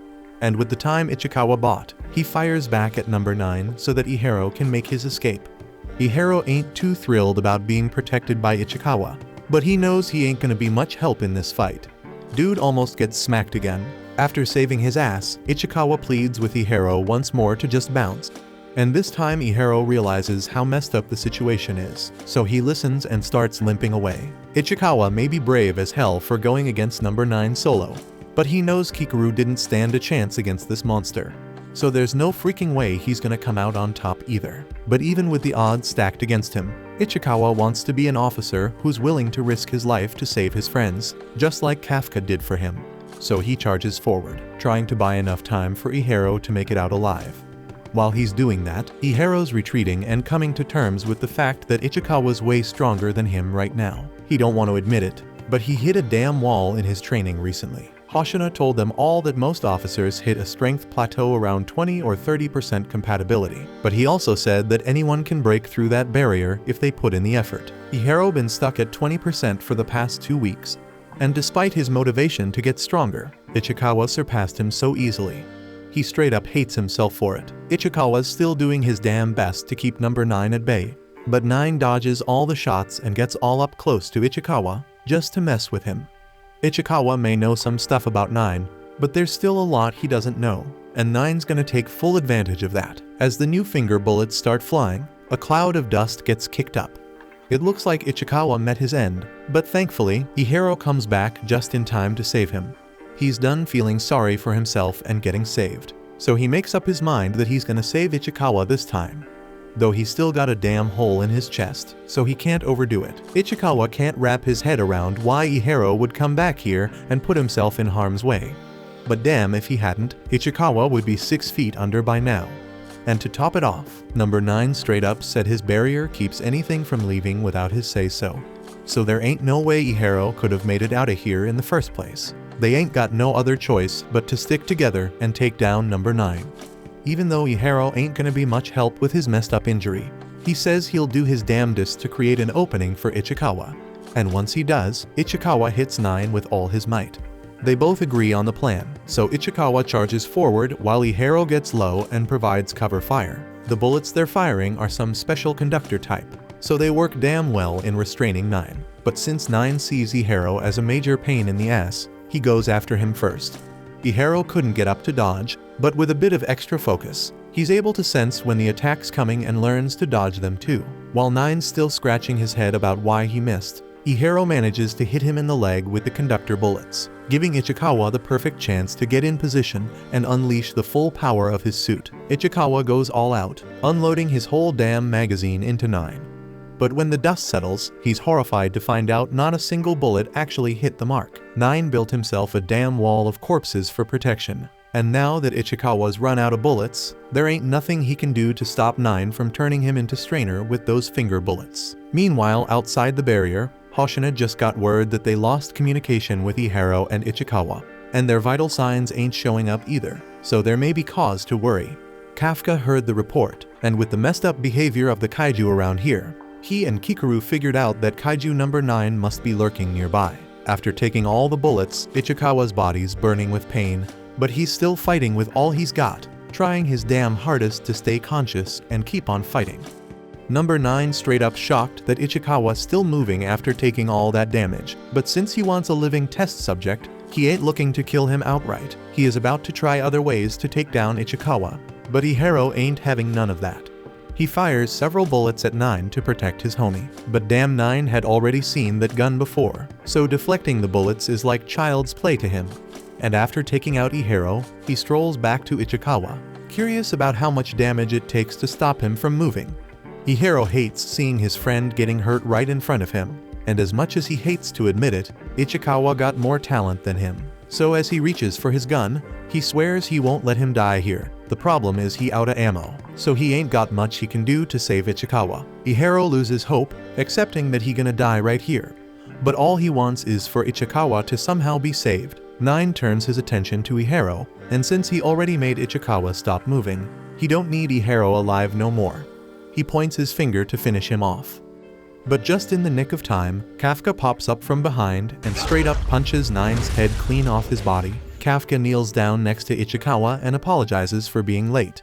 But Ichikawa blames himself for being so weak in the first place. He wanted to handle this on his own so Kafka wouldn't have to transform. But things didn't go as planned. Ihero already freaking out because from his perspective, now there's a second badass kaiju just showed up.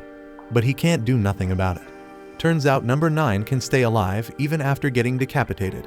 So as he picks his head back up, Kafka sets Ichikawa down because he knows things about to get violent. Ichikawa doesn't want Kafka getting into trouble, but Kafka says it's all good. Ichikawa just gotta focus on sealing his wounds with a suit so he don't bleed out. While he doing that, Kafka gonna deal with 9. Once 9 got his head back on his shoulders, he ain't even mad. He asks why Kafka attacked him out of nowhere when they both kaiju. But 9 realizes Kafka got some serious strength, so he wanna claim his corpse for himself. That's why he fires a shot at him.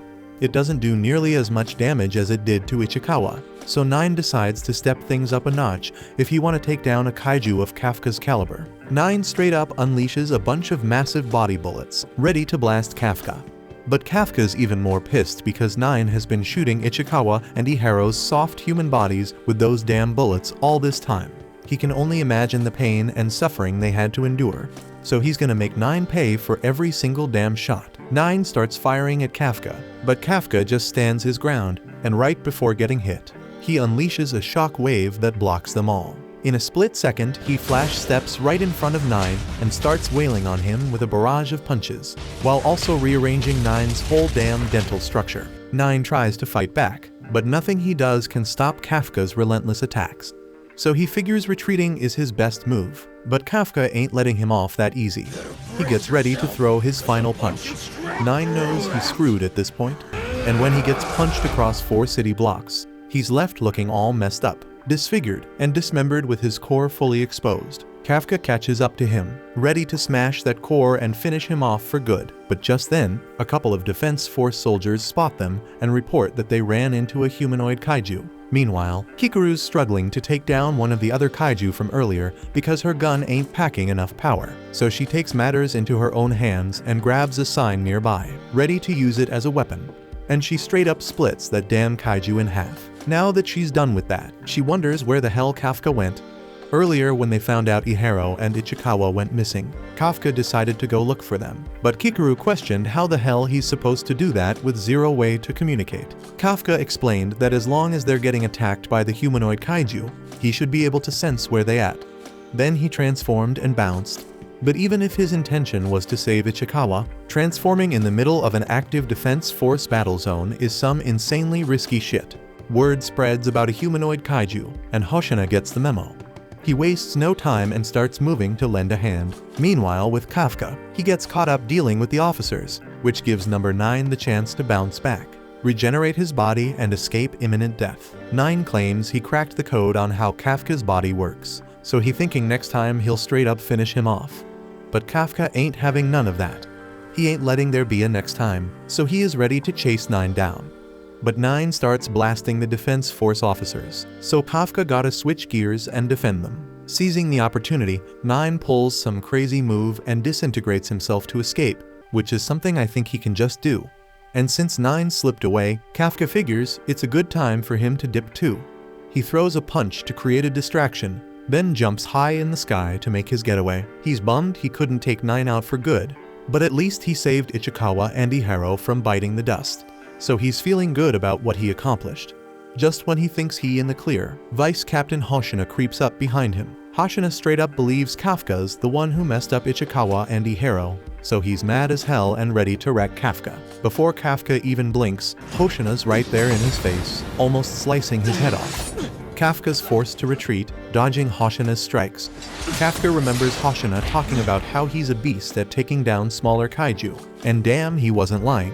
Kafka had only seen Hoshina smiling before, but when he's serious, he a whole different breed. Hoshina steps out of the alley, and he wants permission to unleash his suit's full power by removing the limiter, and he cranks it up to 92, dead set on taking out kaiju number 8. Kafka ain't looking to hurt Hoshina because he knows his fists are straight up lethal.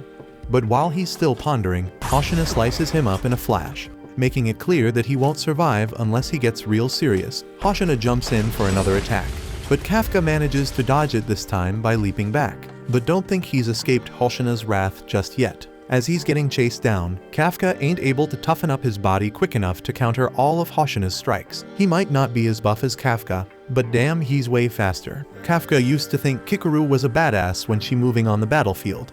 But right now, Hoshina doesn't even look human with the way he's darting around. He slashes again, and even though Kafka avoids a fatal blow, it still cuts deep and exposes his core. Kafka's trying to figure out what kind of move Hoshina pulled to slash him because he couldn't see it coming. So he finds a spot to stand his ground and regenerate his messed up body. This is the first time he's gotta regenerate his body, and damn, it drains a whole lot of his stamina. So he can't afford to get slashed like that again. Hoshina's still in hot on his pursuit, and he's been surprised the whole damn fight. He's throwing all his power, yet this kaiju keeps holding him back. That must mean this kaiju's at least a fortitude 8. But that ain't the only bizarre thing about it. The way this kaiju fights ain't normal, but it don't really matter because all he needs to do is make sure this kaiju can't counter his next attack. He powers up his blades, and once they're at full blast, he sends out an energy wave heading straight for Kafka. Kafka knows this is gonna be hellish, so he tries to jump out of the way, but still gets his leg cut off. And that moment of being stuck because of his missing leg is all Hoshina needs to close the gap and appear right under Kafka to finish him off. He goes for Kafka's core, but damn, he's surprised when he sees Kafka growing a set of teeth to grab his blade and stop it from piercing his core. Now he can't even pull that blade out. So Kafka takes the chance to strike back and powers up one of his mega punches. But since he still ain't looking to kill Hoshina, he aims for the knife instead and sends him flying with the force of the punch. And once Hoshina loses sight of him because of all the dust kicked up, Kafka disappears into the night. Hoshina's feeling down because he couldn't bring down kaiju number 8 just now, but he still gotta report what went down. So he grabs the radio and gives Mina the lowdown on the situation. Meanwhile, Kikaru's deep in thought about Kafka. He might have saved her ass during the exam, but can she really trust him when he's a kaiju? Just then, Kafka shows up after reverting back to his human form, and Kikaru's true feelings for him are written all over her excited face. Kafka apologizes for acting so reckless because he knows she must have been worried sick. He's running low on energy after all that regenerating he had to do to recover from the fight with Hoshina. So he nearly collapses and Kikaru's gotta hold him up. Kafka says sorry for not finishing off kaiju number 9. But Kikaru tells him it's all good because she plans on getting her revenge personally and taking it out with her own 2 hands. Kafka gives her a smile, but then he starts walking away even though he's in a terrible state. He says he wants to head to Ichikawa and Iharo because they got banged up real bad. but Kikaru grabs him and asks if he's got a medical degree to help them out. They're already being taken care of by the defense force, and with the new medical tech they've got, Ichikawa and Ihiro should be back on their feet in no time. Kafka should be worrying about himself because not only did he get spotted by some officers, but he also went head-to-head with Vice Captain Hoshina. If he ain't careful, it's only a matter of time before he gets busted. While everyone's finishing off the last of their targets and getting ready to head home, Hoshina's deep in thought about his encounter with Kaiju number 8. Mina comes up to him because it's rare to see him so down, so she decides to take a picture to remember this rare moment. She then asked Hoshina if number 8 was really that strong, and he confirmed it, stating that it was one of the strongest out there. If that's the real deal, then number 8 is like some crazy anomaly because we haven't seen a kaiju that's strong in the past 5 years. It's lucky as hell that it hasn't caused any casualties yet. It doesn't seem like the type to just randomly attack people, and that's exactly why Hoshina found their fight so damn weird. It had the chance to throw down a punch, but it decided to go for the knife instead. And the whole damn brawl felt more like Hoshina was fighting with a regular human, not a damn kaiju. Mina tells Hoshina to take a damn break because he must be worn the hell out from the fight. She'll handle things from here, and when it comes to number 8, it doesn't matter what kind of kaiju it is or how it acted all strange. Their job is to neutralize any damn kaiju that comes their way. Right then, Hoshina and Mina get a report from one of the platoon leaders. They just finished talking to Ichikawa and Ihiro. Turns out the kaiju that messed them up is the same one from the exam. And on top of that, when they first found it, it was in a damn human form. At the same time, kaiju number 9 is back in human form too, strolling down the road when a car rolls up behind him. The dude in the car just trying to get home from work, so he wants this guy standing in the middle of the street to get the hell out of his way. 9 raises his finger, like he's about to blast this annoying human with his finger bullets. But then he changes his mind and walks past him instead. The guy in the car starts freaking the hell out, and things go from bad to worse because when he turns around, he sees 9 transforming to make his head all huge, and then the dude gets straight up eaten alive.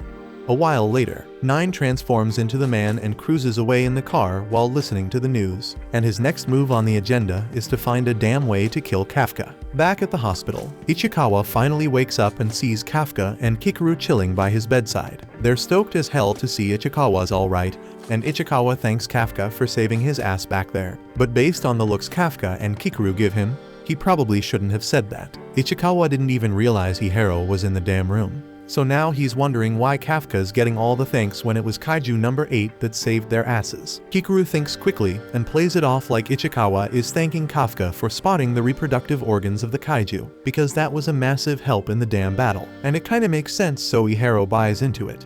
Though he's still curious why the hell a kaiju would save humans in the first place. That thing straight up wiped out number 9 in like no time. So even for a kaiju, Ihiro thinks that's pretty damn cool. But he can't figure out why Kafka's blushing after hearing him say that. Once Ichikawa and Ihiro finally get discharged from the hospital, they're freaking shocked to find out the whole damn team threw them a surprise party. The party's to celebrate everyone's first successful mission, so they all waited for the 2 of them to come back so they could be a part of it. And now that everyone's here, Kafka shouts to kick off the damn party, but he wasn't expecting what went down next. They whip out the finest A6 Wagyu beef in the whole damn world. It's because the chef ain't serving nothing less for someone like Izumo. Izumo starts complaining because he remembers telling the chef not to go overboard. But the chef reassures him that he won't be charged extra for it. This whole situation's got Kafka wondering who the hell Izumo is, and Kikaru's straight up shocked that Kafka never bothered to Google him. This dude is the heir to Izumo Technologies, the biggest anti-kaiju weapons manufacturer in the whole damn country. And they're the ones who made the suits all the defense force soldiers wear. So he's probably the richest mofo in Japan right now. Hoshina steps up and addresses everyone at the party, telling them that it's rare as hell for him to be off like this, so they better enjoy themselves to the freaking max. The party gets rolling and it's going damn great, so Ichikawa thanks Hoshina for being cool enough to make it happen. But Hoshina didn't set up the party just out of kindness. He's waiting to see something else. And before long, the show kicks off as people start arguing. Kikaru calls out Ihiro for being too focused on showing off to Ichikawa, but Ihiro ain't trying to hear that from her because she does nothing but show off during battles. And it ain't just them. Everywhere Ichikawa looks, people be straight up arguing about every little damn thing that went down on the mission. But it ain't all bad. They're just trying to communicate and figure out how to step up their game for the next time. But that doesn't mean there ain't gonna be some good old regular arguments too. Meanwhile, out in the hallway, Izumo's chatting it up with Chef Dajima. He's expressing how damn happy he was when Izuma called him up. Dude thought he'd never see him again after what went down last time. He asks Izumo about his dad, and their relationship ain't changed much since Izumo still ain't talking to his old man after some incident they had. Just then, Kaguragi shows up, and you can tell he heard every damn word.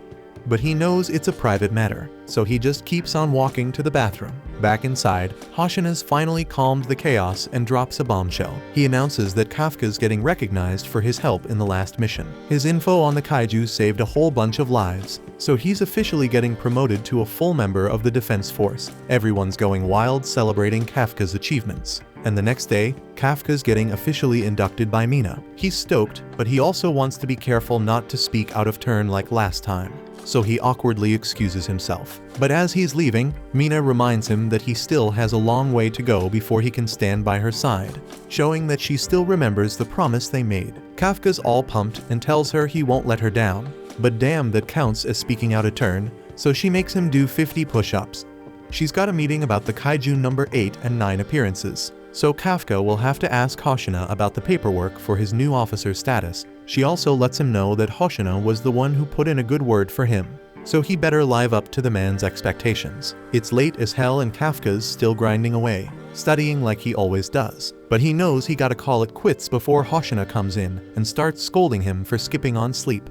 So he decides to call it a night and bounce. But as he's leaving the room, he peeps that the lights are still on in the training area. Curiosity gets the best of him, so he goes to check it out. And that's when he spots Hoshina deep in his training routine. Hoshina's on some mental imagery training tip, visualizing the battle from earlier that day. He's trying to figure out how he could have landed better attacks, and he's dead serious about it.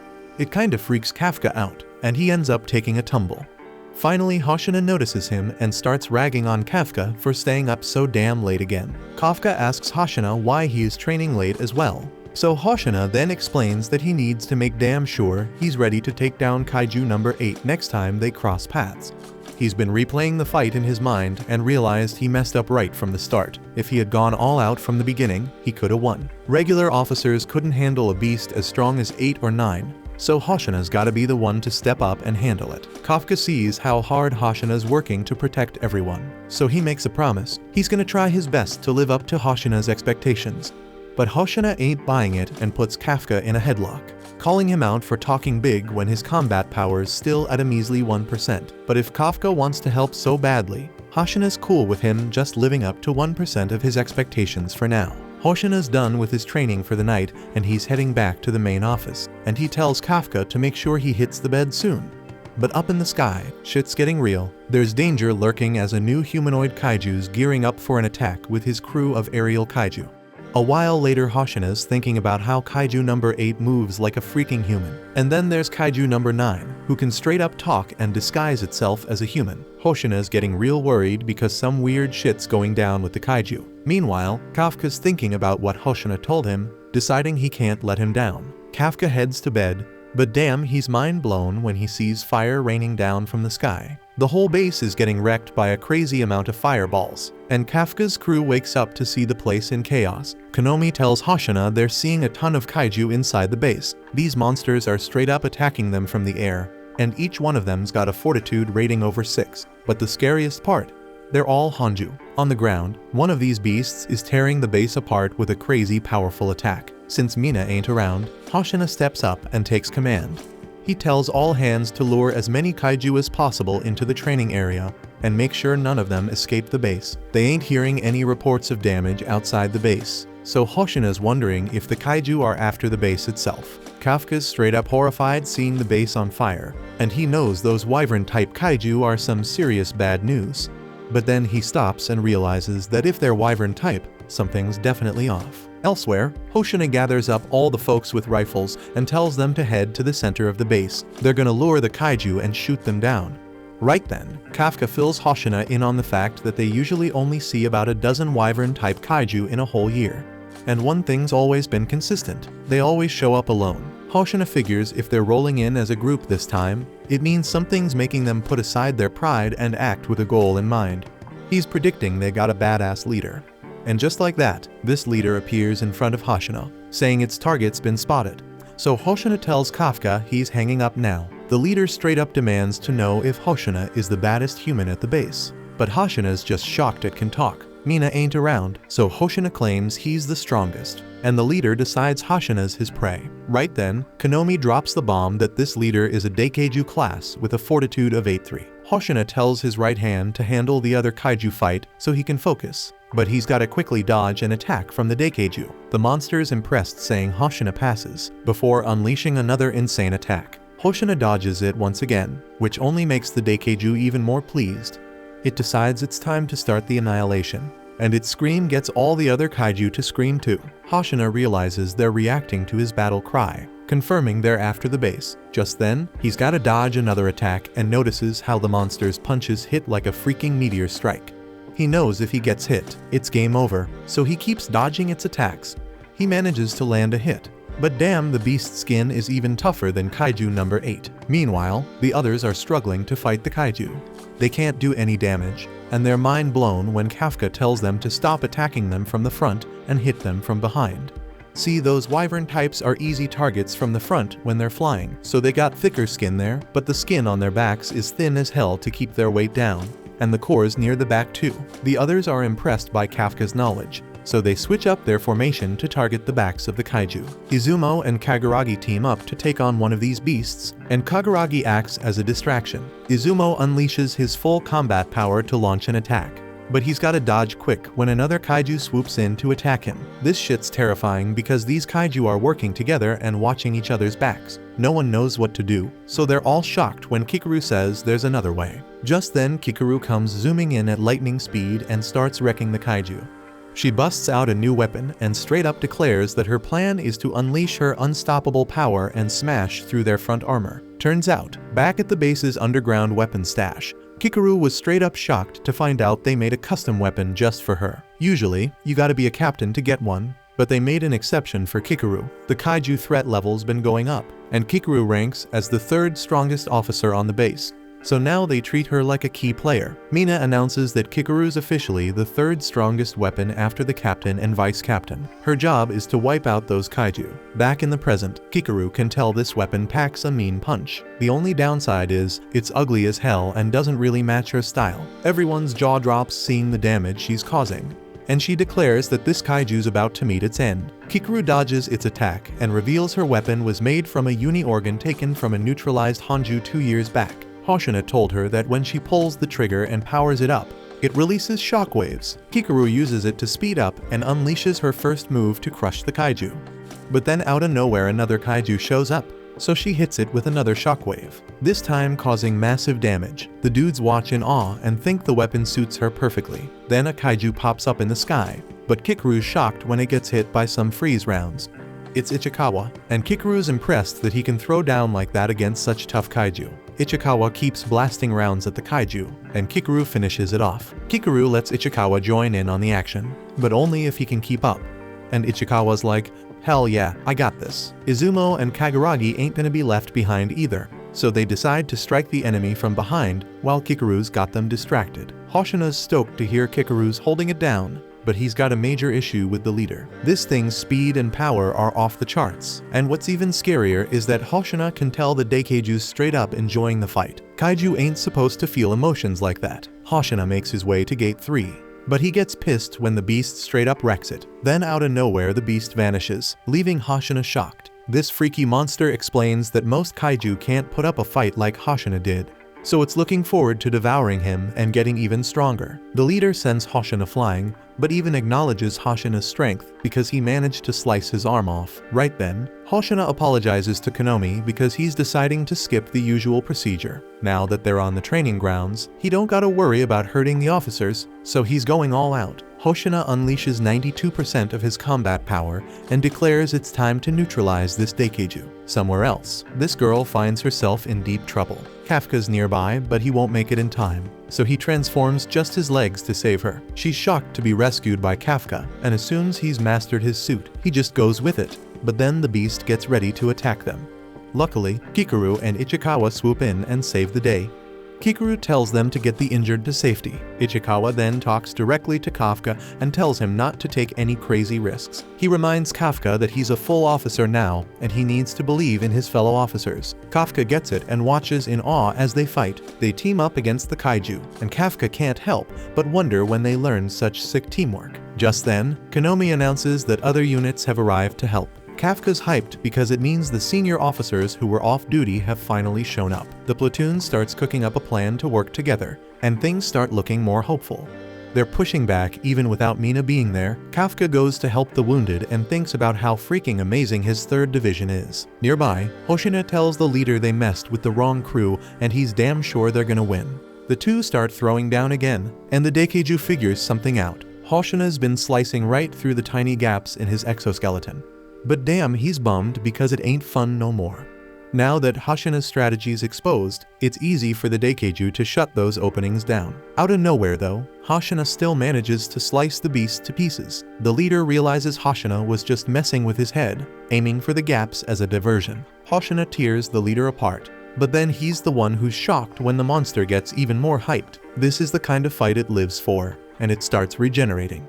The beast stoked to be fighting someone who matches its own power, but once again, it's caught off guard when Hoshina slices it up enough to expose its core. Hoshina busts out another 6-sword technique, and everyone's celebrating, thinking the fight's done. But hold up, Konomi notices something strange, and Hoshina yells that it ain't over. Meanwhile, Kafka's feeling mad pain nearby, wondering why his detection ability's going off even though he ain't transformed. Kafka's scared shitless, thinking the worst and worrying about Hoshina. Konomi's just as terrified, and Hoshina watches as the Daikeiju starts transforming into something way bigger. He realizes the core's position must have changed, so he couldn't fully destroy it. The Daikeiju lets out ultra-high temperature steam, and Hoshina's glad he brought it to the training ground.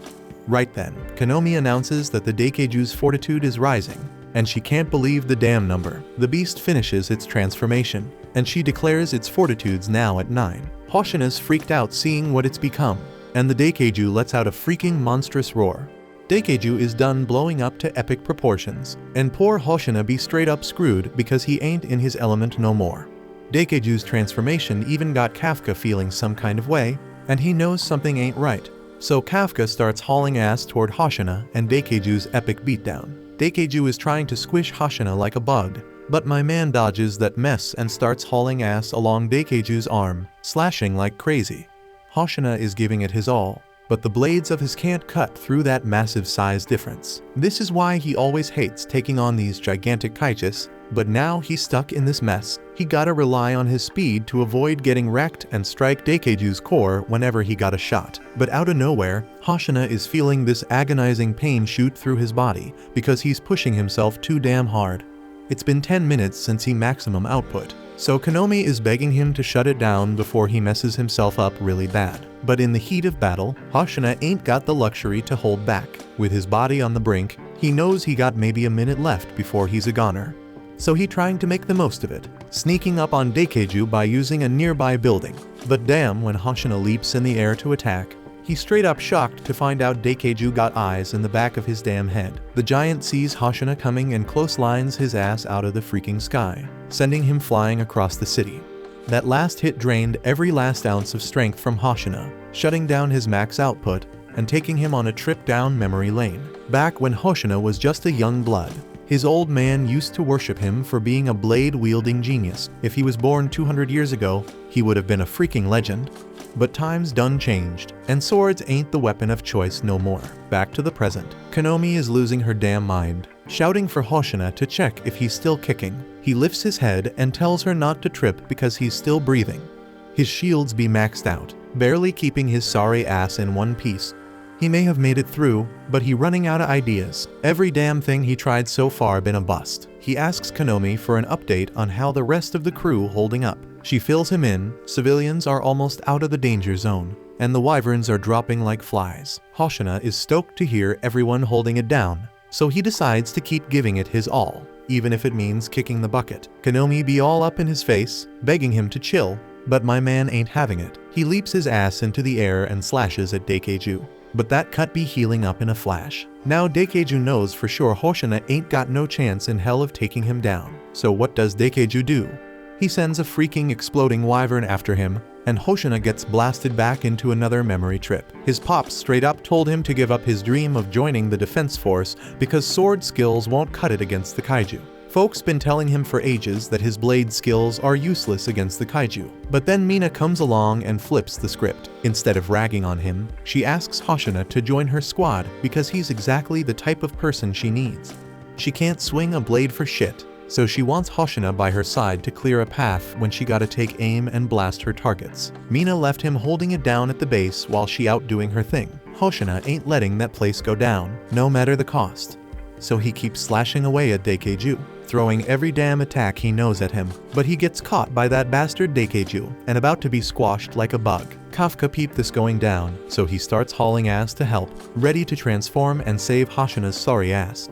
But right before he can do his superhero thing, he hears Mina's voice over the comms, Hoshina feeling relieved because he knows victory is right around the corner. And in that same damn moment, Daikeiju gets blasted and loses an arm. Mina is up on a nearby roof rocking her railgun, and she ain't playing around. She blasts Daikeiju's other arm before bouncing to avoid getting hit back. Daikeiju still be regenerating like crazy, so Konomi tells Mina his core gotta be somewhere on his back. Mina getting ready to take aim again. Hoshina was beaten up, but he still got some fight in him. He is dead set on doing whatever the hell he can even with his busted up body. To make sure Mina gets a clear shot, he revs up his suit again, taking it to 63% power so he can slash Daikeiju's legs and thighs, slowing his ass down. But Konomi is freaking out, saying he already maxed out that suit, and going any further could mess him up real bad.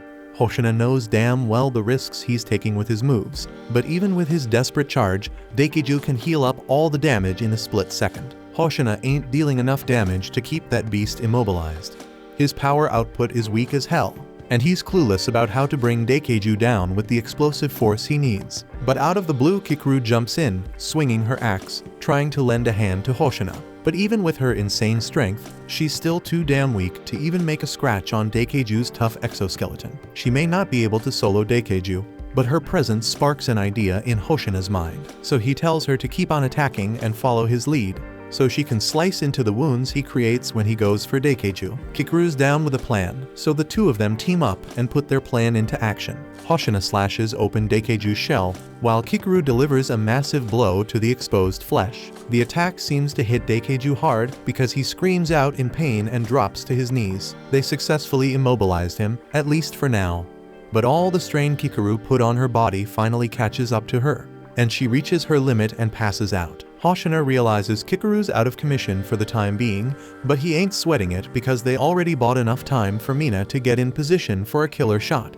So she unleashes a powerful blast, blowing Daikeiju's back to bits and exposing his core. With the core out in the open, Mina's ready to finish Daikeiju once and for all, but Konomi warns her that she's got just one bullet left, so she better make it count. The whole defense force covers Mina's back, so she can focus solely on aiming like a boss. With the combined strength of the defense force and Hoshina pushing himself to the limit to deal damage, Daikeiju gets all distracted, giving Mina the perfect shot lined up. Daikeiju's core gets blasted to pieces, and chunks of his body go flying everywhere. It looks like the battle's finally done, and everyone starts going wild, celebrating their epic victory. Kafka's overwhelmed with emotion seeing how damn hard everyone worked and how badass they looked while doing it. It fuels his motivation to get stronger, so he can stand by Mina's side in battle someday. Ichikawa cracks a joke about Kafka's messed up face, and Kafka feels like that's too damn harsh. But then Ichikawa tells him he feels the same way about wanting to get stronger, so they should team up and work towards their goals together. Meanwhile, Kikuru, Hoshina, and Mina are talking, and Hoshina tells Kikuru that he and Mina got the rest of the wyverns covered. But hold up, Mina says Hoshina needs to take a damn break too. Actually, the same goes for her because she's pushing her limits after taking that last shot. So the squad commanders ask her to leave the stragglers for them to handle. As they start making plans for cleaning up, Mina's tiger senses something ain't right, and a moment later, they all see something straight up terrifying. They look up in the sky, and there's this huge ass mass floating up there, and it's made up entirely of wyverns that done turn themselves into bombs. The more wyverns join that mass, the more powerful the bomb gets. So if that thing blows, it's gonna be like a freaking nuke. Some of the officers start shooting at it, trying to bring it down, but that's way too risky since it could lead to the whole thing blowing up immediately. Mina gives the order to evacuate, but ain't no way they got time for that with the bomb's blast radius. Then Hoshina gets called out by the barely conscious head of Daikeju, and he mocks them, saying it's a draw because even if they destroy his core, he's taking them all down with him. Mina's stuck, not knowing what to do because she's out of bullets. But just then she sees Kafka running past her, and Ichikawa already knows what Kafka's up to, so he begs him to stop. But Kafka keeps going, so Hoshina tries to stop him because he still thinks Kafka's a weakling who can't help at all. But when he chases after him, he realizes Kafka's moving like a damn track star. There ain't no way he should be able to do that with just 1% suit power. Kafka starts transforming as he runs, and once he's fully changed, everyone's completely shocked. Konomi starts picking up readings of a new kaiju on the battlefield, and this bad boy is rocking a fortitude of 9.8. Ain't no damn doubt about it, because everyone's straight up sure that the beast in front of them is kaiju number 8. Hoshina always had a feeling something was off about Kafka since day 1, but he ended up liking him so damn much that he never even thought Kafka could be kaiju number 8. Kafka be apologizing deep down to Hoshina for playing him all this time and letting him down. He says sorry to Kikaru too for blowing his own cover, even after making her promise to keep his secret locked up. He also apologizes to Ichikawa for taking these crazy risks. But he ain't got no other choice if he wants to save everyone. They all put their lives on the line and fought their asses off today, so he can't be the only one putting his safety above everyone else's lives. Then he kicks in his booster jets, which he just figured out he had, and he takes off into the damn sky, heading straight for that kaiju nuke. He throws a punch so damn hard that it sends the sucker flying into freaking orbit. Kafka falls back to the ground, and Mina hollers at everyone to crank their shields to max power before the bomb pops off. The explosion ain't as gnarly because Kafka sent it flying high as hell, but it still messes things up. So Kafka uses his energy to shield the officers. Once things settle down, he accepts that he's gonna be in a world of hurt now that his secret's out. And next thing we know, Mina's got him at gunpoint, saying she's taking his ass into custody. After they nabbed Kafka, they called for a damn board meeting to figure out their next move. But nobody saw it coming that there was a frickin' kaiju hiding right among them. And not just any kaiju, but a beast like Kafka. So the deputy director thinks they need to handle him right away. But they gotta keep it on the down low because if the media finds out, it'll cause mass panic and shit. Word on the street is that some other country is experimenting with kaiju to human muscle transplants. And if they catch wind of Kafka, you know they're gonna try to snatch him for themselves. One of the board members suggests offing Kafka in secret and turning his dead ass into a weapon, but then someone else throws out the idea of using Kafka as a living kaiju weapon. They all hem and haw, not knowing what the hell to do with Kafka. That's when the big boss, Director General Shinomiya, steps up and says he'll make the call after meeting Kafka face to face. Meanwhile, Kafka's chilling in his cell, all peaceful and shit. His guards can't believe a guy like him could really be a kaiju. It's been a whole damn day since Kafka got caught, and he's wondering what the hell they're gonna do to him. He remembers Kikaru mentioning how the defense force turns powerful ass kaiju into these crazy weapons called numbers. So considering Kafka's strength, it's likely they're gonna turn him into a weapon now that they got their hands on him. It's frustrating as hell for Kafka to be losing his life like this, especially after he finally got close to Mina again. He knows she gotta be pissed at him. Just then, Mina walks in to transport Kafka to headquarters. But when Kafka tries to say something, Hoshina shuts him up. As they lead him away, he understands why both of them would be mad at him for keeping that secret. And when they get outside, Kafka peeps all the 3rd Division members lined up as security. Not a single one of them says a damn word to him, and he can't even bring himself to look at them because he feels like he straight up betrayed them. But right before they seal his ass in the back of the truck, Ichikawa speaks up and tells Kafka that he still believes in him. Damn, Kafka's hella surprised because he thought Ichikawa would never talk to him again. But then Mina flips the switch and tells him there ain't no cameras in the room, so she can talk to him straight up. She was shocked as hell when she saw Kafka transform into a kaiju. But she knows deep down that the way he rushed out to save everyone is just the kind of shit Kafka would do. So she still trusts him with no doubt. Mina's been hustling to gather evidence and testimonies to help Kafka's case. If they can prove he's still human inside, maybe they can spare his ass. And it's not just her personal opinion, because everyone in the 3rd Division still sees him as a friend. But for now, she gotta follow the damn rules. So she asks Kafka to take a seat while she spills about where they taking him. In the middle of her spiel, Kafka cuts her off and asks if he still has the right to stand by her side. and Mina flashes a smile and tells him she'll always be waiting for him. The trucks start rolling out toward headquarters, and as they leave, Hoshina tells the 3rd Division to show some respect for Kafka with a salute. But since the deputy director's watching and ain't down with Kafka, he plays it off like it's a salute for Mina instead. At the Defense Force headquarters, they lock Kafka up in some secure facility and just leave his ass there. Several days pass, and back at the 3rd Division, they all feel like shit because they lost Kafka. Ihiro still can't wrap his head around Kafka being Kaiju number 8, and Ichikawa seems to be taking the Kafka situation real hard. One chick on the team talks about how Kafka saved her life in battle and how badass he was at finding the weak spots of the Kaiju. Plus, he's a blast to hang out with, so they all wish he'd come back alive. Then Kaguragi steps up and says it ain't their call to make. If word got out that a human turned into a kaiju, it'd freak the whole world out. Nobody'd know if the person standing next to them was a damn kaiju or not. Meanwhile, Mina calls Konomi into her office to ask her for a favor. She wants Konomi to put together all the footage they got of Kafka being a kick-ass Defense Force member, and she needs it done fast before Kafka gets executed or some shit. Hoshina's out there overseeing base reconstruction, and when asked what he thinks about Kafka's situation, he just says he needs Kafka to get his ass back pronto so they can have a rematch. He knows he wasn't taking that fight seriously when Hoshina caught him as Kaiju number 8, so he's gonna make sure they can have a fair fight when Kafka returns. Meanwhile, Kikuru's posted up outside the general's office, getting ready to have a talk with her old man. She knocks on the door and gets the green light to come in. She addresses her pops by his rank and pleads for Kafka's life. She brings up the fact that Kafka straight up saved her ass before, but Shinomiya just sees it as her own failure for needing to be saved. Plus, he just got some x-rays done on Kafka, and the thing in his chest ain't no heart, it's a freaking kaiju core. And that leads him to the conclusion that Kafka ain't nothing but a damn kaiju. He ain't letting any of those bastards live after they took out Kikuru's mom. Then he tells Kikuru to bounce from his office because no matter what she says, he ain't changing his mind. But before she dips, she lets him know she still believes in Kafka. Meanwhile, Kafka's stuck in his cell when a bunch of scientists rolls in to run some physical tests on him. But even when Kafka tries to spark up a convo, they straight up ignore him. He's left with nothing but his own thoughts about his crew back in the 3rd Division and how he gotta find a way to get back to them. Back at the 3rd Division, everyone's straight up shocked when they hear they're getting reassigned to other divisions. Mina steps up and explains it's just a temporary move.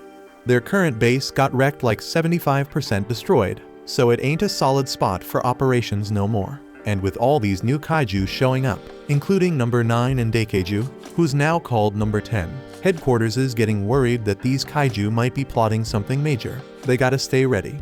So they're gonna take the most talented rookies and spread them out across different divisions. Ihiro ain't buying it and thinks headquarters is trying to split up all the officers who knew Kafka.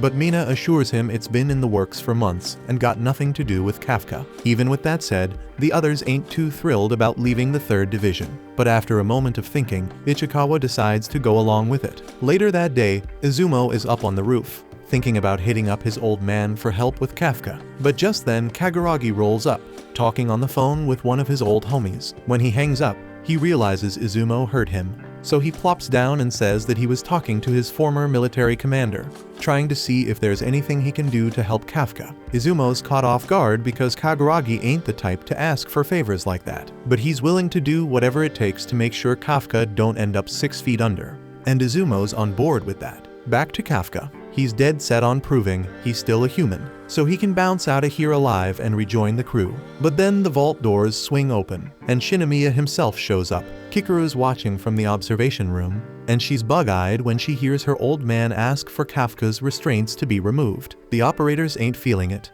but if Kafka's really as strong as they say, he can bust out on his own. He's just sitting there because he wants to. Kafka gets set free, feeling hopeful that Shinomiya might actually give him a listen. But then General Shinomiya pulls out a damn gun and starts popping shots at him. Kafka blocks the bullets, but then Shinomiya gets in close and tears a chunk out of Kafka's gut. He makes it crystal clear he doesn't trust Kafka and doesn't see him as human. So he calls for his weapons to be brought out, ready to do what he came here to do: wipe out Kaiju number 8. The locks on Shinomiya's weapons get released, and Kafka ain't got a clue what the hell those gauntlets are. But he knows they ain't gonna be kind to him. As Shinomiya slips them on, they sync up with his suit.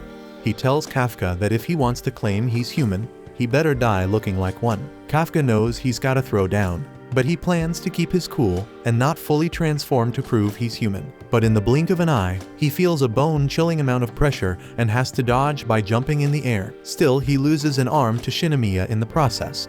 And Shinomiya ain't done yet. He sets his sights on Kafka once more and blasts him out of the sky. In the observation room, the other generals give props to Shinomiya, saying he's still crazy strong for his age, but no one's surprised because Shinomiya used to be the Defense Force's strongest soldier they ever had. After Kafka crashes back down, we see he had to transform more of his body to survive the hit from Shinomiya's weapon. But the dude ain't got no time to chill because Shinomiya's right back on his ass. So Kafka bolts away like lightning. His plan is to keep on sprinting while dodging Shinomiya's attacks, hoping that his suit will overheat eventually. But Shinomiya catches up to him eventually, and with one solid punch, he straight up obliterates Kafka's arm. Kafka regenerates his arm, but Shinomiya keeps bringing the heat, closing in on him again and slamming him into a damn wall with another punch. Kafka's knocked out for a second, but he wakes up just in time to dodge Shinomiya's follow-up attack. He's wondering why his kaiju senses are going crazy. It's the same feeling he had when he fought 9. So he realizes Shinomiya must be using weapons made from a powerful kaiju. The weapons Shinomiya's rocking are made from the remains of kaiju number 2, the beast that damn near wrecked Sapporo back in 72. It had insane destructive power and refused to give up till it bit the dust. So with weapons made from a monster like that, and Shinomiya being the only dude who can wield them, he's straight up untouchable. Kafka doesn't want to catch another one of the bone-crushing punches, so he tries to dodge again, but he can't move because Shinomiya already wrecked both his legs before he even realized it. Now Shinomiya's got a clear shot and lands another punch that should be the end for Kafka. But when the dust settles this time, we see Kafka manage to block it by fully transforming. But Kikuru senses something ain't right about him, and she seems to be right as Kafka lets out a bone-chilling screech that rattles the whole damn vault. Inside Kafka's head, he's completely paralyzed, losing control of his body, and the kaiju instincts have taken over. He was trying to prove to Shinomiya he's human, but now he's practically the same as a real kaiju. That monster that started it all appears next to Kafka, telling him to go and kill humans. With zero control over his kaiju body, kaiju number 8 charges straight for Shinomiya with one goal in mind, and it's murder.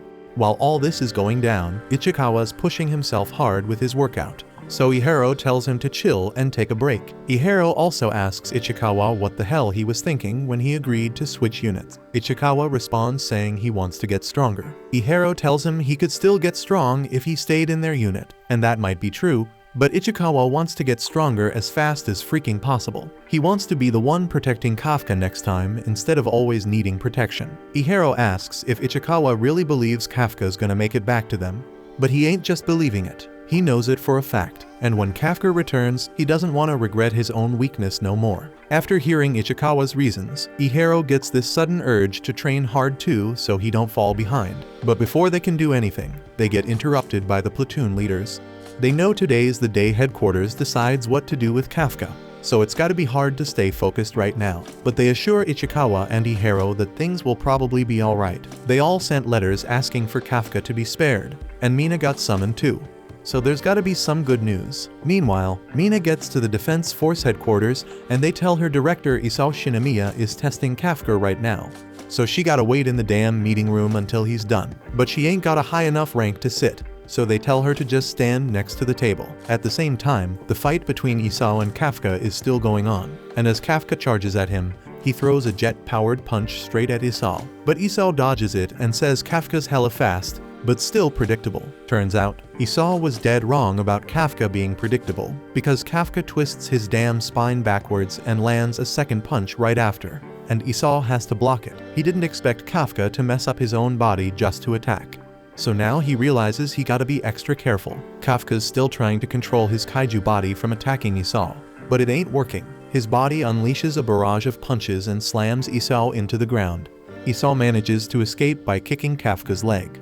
But if it weren't for the badass shields of the number 2 gauntlet, he would have been dead from that attack in an instant. While Kafka's still up in the air, he throws a shockwave punch and slams himself into the side of the vault. But then he takes a closer look and realizes Kafka's core ain't there. That's when he figures out Kafka must have removed his core at the last damn second to regenerate a new body behind him. Kafka and Isao go head to head, and the force is so damn strong that the vault starts cracking under the pressure. They just lost the second layer of shields. But that's expected when you got two of the baddest kaiju in the world throwing down in there. Number 8 and number 2. The deputy finds it weird, though, that the fight's gone on this long. Isao could have easily killed Kafka with his first attack if he really wanted to.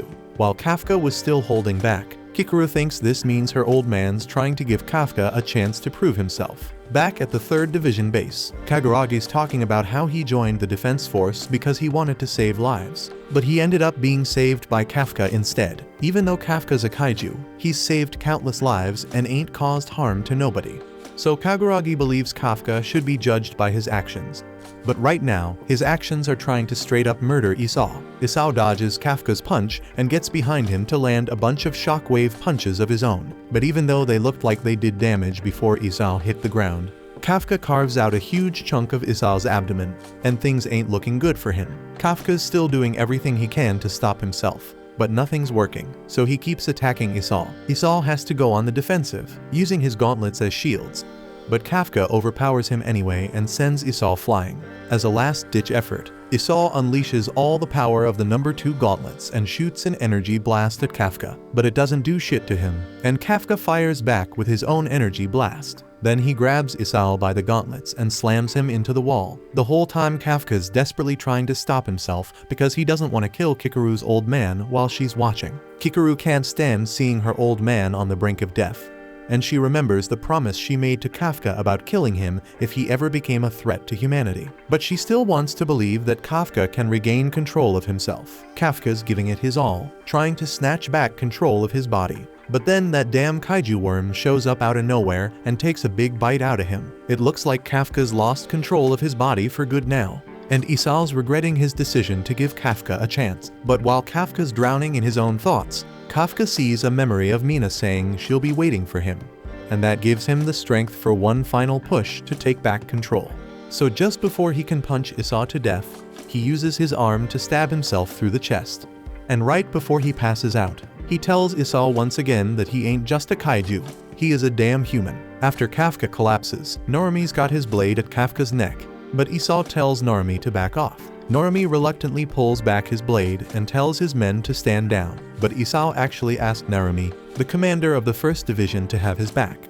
And even though Isao was getting his ass kicked, he refused to give the signal to attack. Isao claims he had everything under control, even though Kafka turned out to be a bit stronger than he thought. Then he calls in the base medics to come and take Kafka for treatment because his core might be messed up. In the meantime, Narumi asks Isao what he plans to do with Kafka now, and it seems like Isao's already made up his mind. Later, they have a board meeting where they tell Mina that Isao's already decided what's gonna happen with Kafka, but they want to hear Mina's testimony as his commanding officer.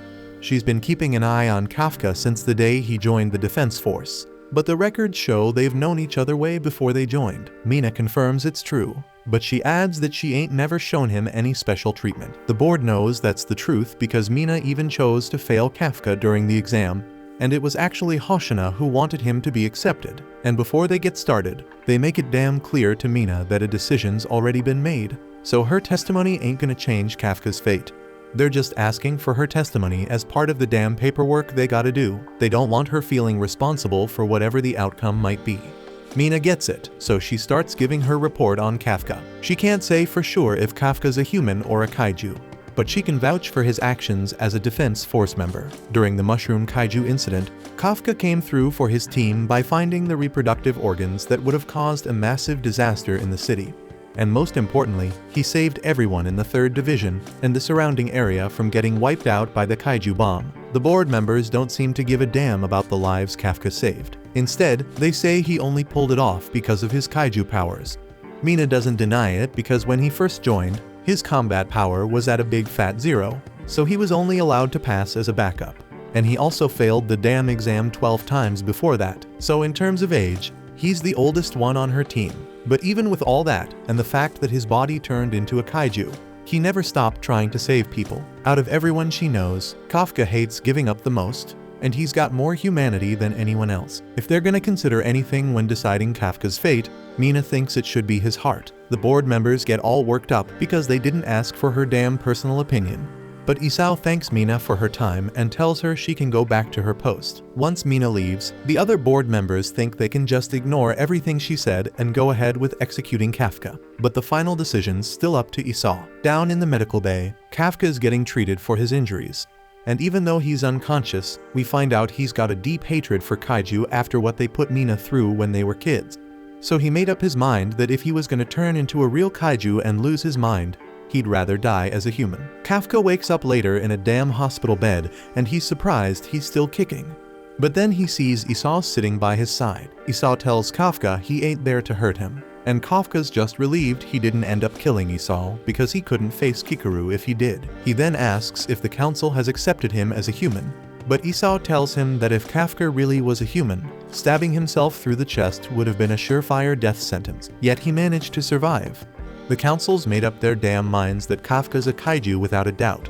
But whether he's a threat or not is still up in the air. Right now, there's a whole bunch of people ain't down with keeping Kafka alive. When Isao made the call not to turn Kafka into kaiju equipment, but to let him live and fight for them, everyone in the room started raising hell. They're saying it's way too damn risky to let a kaiju fight on their side. But after Isao saw that Kafka was willing to off himself rather than becoming a full-on kaiju, he thinks they can trust him to stay in control. It's a known fact that Kafka's been going on missions with the 3rd Division for months now without any issues.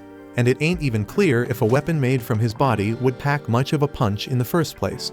So letting him live is the most logical choice to take on the recent surge of powerful kaiju. The others keep trying to argue that there ain't no precedence for something like this. But Isao doesn't give a damn if it's considered a war crime as long as it keeps the country safe. He reminds them all about the tragedy that went down with Kaiju number 6. Over 200 officers and 3 leaders lost their lives in that battle, including his wife. If something like that were to happen again with a whole bunch of kaiju, the country could easily go down the drain. But if they use Kafka's incredible power, they just might have a shot. Even with all the points Isao brought up, the others on the board are still dead set against the decision. So while Kafka might be allowed to keep breathing from now on, he's got to prove his worth if he wants to survive. Even if the defense force only sees Kafka as a damn weapon, he still sees himself as a defense force officer. He swears he's gonna make Isao recognize him as one eventually. In the meantime, while Mina's leaving the building, she gets the message that Kafka ain't gonna get executed no more, and she's damn happy about it. Kikaru gets a message from Mina sharing the good news, and she's over the moon. But she also knows she can't be too damn thrilled about it because she needs to get stronger, otherwise she won't be able to keep her promise to Kafka and stop him if he ever loses control again. Ichikawa and the others get the news too, and Ihiro jumps up and down in joy when he hears it. Ichikawa stays pretty calm because he already knew Kafka would find a way to make it back to them. So he's gonna work even harder to get stronger by the time Kafka returns. Konomi and Hoshina hear the news too, but while Hoshina's happy for Kafka, he knows the real challenge is just starting. Once other organizations find out they got a damn kaiju on their team, they're gonna raise hell. For now it's a secret, but eventually people are gonna find out. So Kafka needs to prove his worth before that happens. So nobody can bitch about his presence. It's gonna be a whole lot of hard work. But Kafka's ready to do whatever it takes. Meanwhile, Kaiju number 9's been taking over the world's chess leaderboards to test how smart humans are, and he ain't impressed. On an individual level, humans ain't all that bright. But their strength lies in sharing information with each other. So he just needs to take that into account. He gets in touch with one of his clones and asks how the job's going. The clone tells him they've scoped out the base, so they're all set to move on to the next phase of their plan. And that plan is to get back the kaiju power that ended up in human hands. Meanwhile, Kafka vividly remembers a childhood incident when a colossal 6.7 fortitude kaiju suddenly attacked their city, forcing him and Mina to haul ass out of there. Everyone was scared shitless. The locals drained from the non-stop chaos as a nearby building gets pummeled. Chunks of concrete rain down. Mina tries sprinting away but wipes out hard on the pavement. Kafka instantly throws on a big fake-ass smile, frantically trying to convince her that everything's gonna be fine. Just then, heavily armed defense force trucks roll swiftly into town. Kafka yells at the top of his lungs, telling them to hurry up and take out the damn kaiju. But another massive hit shakes the building, forcing him to duck for cover. When he opens his eyes a moment later, Mina is nowhere to be seen. Kafka screams her name desperately, but she's nowhere to be seen. Right after, several heavily armed soldiers line up, ready to blast someone away. But then the perspective shifts dramatically, showing Mina standing confidently atop a building, her specialized rifle locked and loaded. To Kafka's shock and confusion, Mina is targeting him, identifying him clearly as Kaiju number 8. Completely stunned, Kafka watches in horror as Mina coldly gives the command to open fire. Bullets rain down from all directions, but despite the relentless assault, the barrage only manages to shove him around without causing real harm. In response, Kafka suddenly loses control, unleashing a devastating energy beam from his mouth that obliterates a helicopter mid-air. Everyone watching is awestruck by his immense power and terrifying fortitude as he continues to launch devastating blasts that wipe out everything around him. But then, Kafka jolts awake in bed, sweating bullets, realizing the whole mess was just a nightmare, relieved as hell that none of it was real. He sighs deeply, only to immediately roll off the bed like an idiot. Meanwhile, at the Japan Defense Force 3rd Division, Takekawa Base, Mina silently surveys the aftermath of the recent destruction. Hoshina interrupts her thoughts, mentioning he's gotten word that even after 5 whole days, the clueless higher-ups still haven't decided what the hell to do with Kafka, who remains under lockdown. Hoshina eyes the mangled buildings around him, realizing it'll take ages to clean this mess up, and Mina quietly agrees. He reflects briefly on how Kafka had saved everyone's asses, even if the collateral damage from his epic showdown created this huge headache.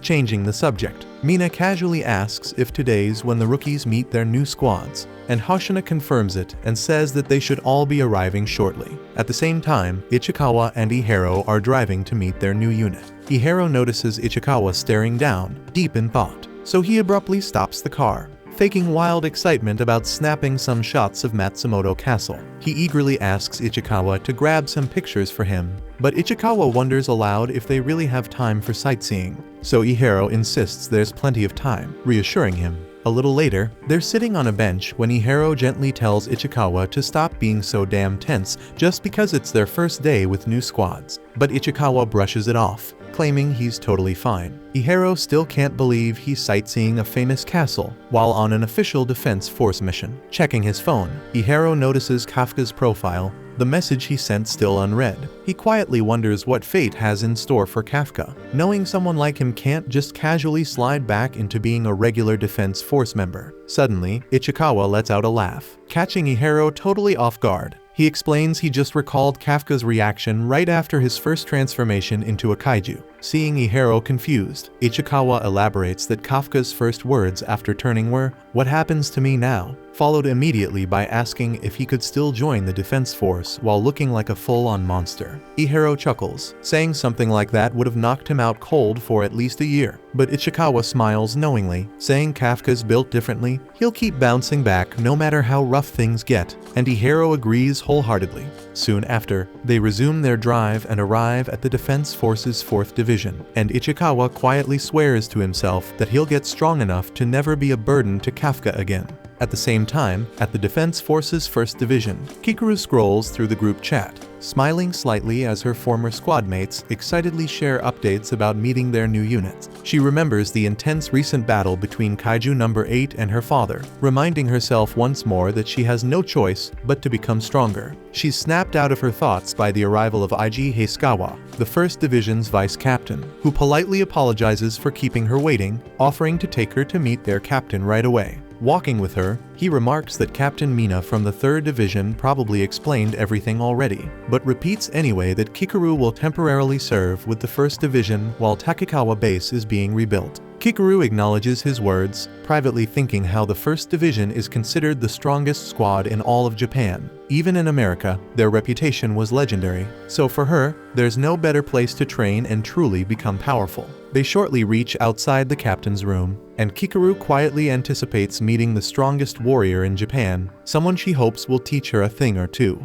But when Heisukawa opens the door and introduces Captain Gen Nurmi, they find him fully absorbed in a heated match of Call of Duty, celebrating loudly about finally hitting platinum rank. Heisukawa's embarrassment is palpable, while Kikaru can hardly believe this is her first impression of the legendary captain. Heisukawa then asks her to wait outside. Stepping into the room alone, he promptly kicks Narumi off his bed, scolding him that he specifically told him a newcomer would arrive at 2 p.m.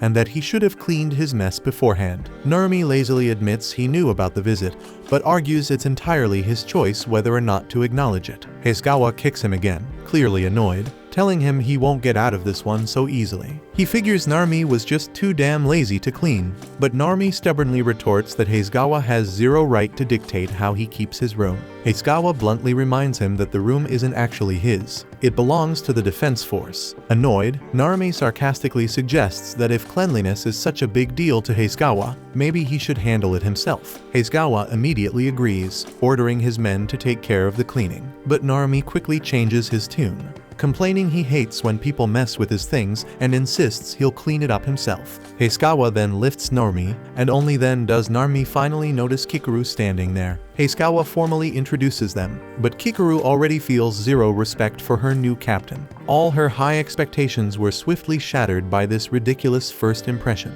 Narumi then casually guesses she must be the director's daughter, saying everyone's been talking about her. Kikaru nods politely but clearly struggles to hide her irritation, reminding herself that despite everything, he is still her superior. She stands straight, salutes, and formally introduces herself. But Narumi dismisses her formalities, saying that as her captain he doesn't care about any of that. He claims there's only one thing he actually wants from her. But just as he's about to explain, an alarm suddenly rings out. Narumi smirks and tells her if she really wants to know what that one thing is, she'll find out by watching him in battle. After all, she's about to get the most perfect view possible. 15 minutes earlier, a kaiju was spotted in the ocean, prompting frantic eyewitnesses to immediately report it to the authorities. Within minutes, a helicopter was airborne to monitor the beast's movements. 5 minutes after that, the defense chief at the Ministry of Defense in Ikigaya Ward swiftly approved an emergency response. The orders were rapidly transmitted to the Ariake Maritime Base,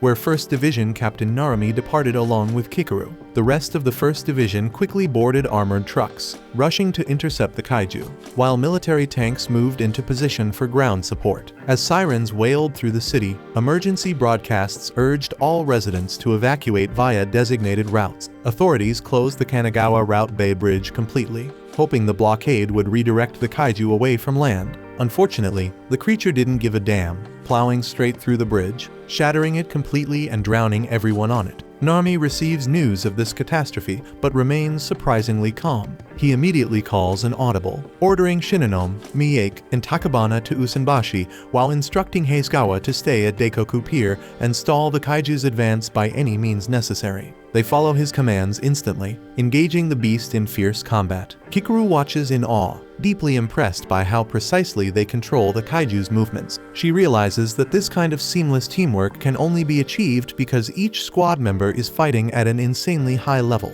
clearly surpassing 40% combat efficiency, making them stronger than typical platoon leaders. When the team radios Narumi, confirming they've guided the kaiju to neutralization point B, he prepares to jump into action. But before leaping toward the creature, Narumi glances at Kikaru, bluntly informing her he couldn't care less about etiquette, tidiness, hard work, or grace. There's only one thing he expects from her. With that, he activates his specialized weapon, leaps onto the kaiju, and forcefully plunges his sword deep into its back, causing it to roar in agony. A second later, he fires, causing the monster to spectacularly explode into a disgusting mess, shocking Kikaru. Calmly finishing his earlier thought, he tells Kikaru all he cares about is raw, unstoppable strength. Polite incompetence has no place under his command. Kikaru's eyes light up, finally seeing that Narumi genuinely meets her expectations. Sometime later, back at the 1st Division office, Narumi is clearly annoyed while flipping through newspapers because all anyone talks about is Mina. Kikaru can't help but roll her eyes, thinking how ridiculous it is that Japan's strongest fighter is literally Googling himself. Just then, she notices his phone buzzing non-stop and urges him to check it. But Narumi dismisses her concern, saying it's probably just her dad or Hasegawa calling about some useless meeting. And with a lazy shrug, he casually asks why he should waste a perfectly good evening dealing with that nonsense. Just then, Hasegawa bursts in and promptly kicks Narumi, shouting at him that attending those meetings is part of his damn job. While dragging Narumi away, Narumi grudgingly asks what's so urgent. Hasegawa replies bluntly, it's about kaiju number 8, which immediately piques Kikaru's interest. At the same time, Kafka is sweating bullets training alone in his cell, frustrated that 5 whole days have passed without him accomplishing a damn thing. He remembers the director's stern warning to prove himself valuable, but wonders bitterly what exactly he's supposed to do. Still, Kafka knows he doesn't have any other option. He'll claw his way back no matter what. Suddenly, soldiers enter his cell and escort him to the director's office, where he spots Kikaru waiting. Kafka recognizes Narumi and wonders why he's there, but before he can ask, Director Isao announces he's transferring Kafka to the First Division. The director explains bluntly that he's pairing the strongest kaiju in history with the strongest anti-kaiju force Japan has. He urges Kafka to prove his value quickly, because if he screws up, he'll lose any place he has left within the defense force. Kafka grimaces, unhappy with being seen only as kaiju number 8, but agrees anyway, determined to survive no matter what. But to everyone's shock, Narumi flat out rejects the proposal, arrogantly stating the only weapon needed to crush kaiju is him alone. As Narumi turns to leave, Director Isao firmly stops him, pointing out that their current strength isn't enough because kaiju number 9 could now disguise itself as a human, and number 10 deliberately attacked a defense force facility. Clearly, these new kaiju are different, smarter, and deadlier than anything they've faced before. While the defense forces have improved, the kaiju have evolved just as rapidly, and assuming they're strong enough already would be dangerously arrogant. Director Isao believes the defense force needs to evolve as well. Narumi gets irritated and thinks the director doubts him personally, then smugly suggests the best solution is to turn kaiju number 8 into a powerful weapon for him to use. Kafka is stunned hearing this, but immediately declares he can't afford to die. Not after everything his comrades have put on the line believing in him, and especially not until he's fulfilled his promise to stand beside Mina in battle. With renewed determination, he introduces himself officially, but Narumi completely ignores him, dismissing Kafka's feelings and motivations. Narumi coldly states that the only thing that matters is raw strength and tangible results. As he walks away, Narumi chillingly warns Kafka that if he ever loses control again, he'll personally kill him on the spot and turn him into his new battle suit, and Kafka quietly thanks him. At the same time, Hoshino reports to Mina that all the rookies have successfully joined their new units. Mina nods decisively, declaring it's time they also get to work, inviting him to join her in some intense training. At the same moment, Director Isao heads down into a secret underground facility. Scientists welcome him respectfully and guide him deeper inside, and as they walk, he notices someone quietly waiting inside a sealed glass chamber. Meanwhile, a sudden tremor hits the city, and most people assume it'll pass quickly like the usual tremors.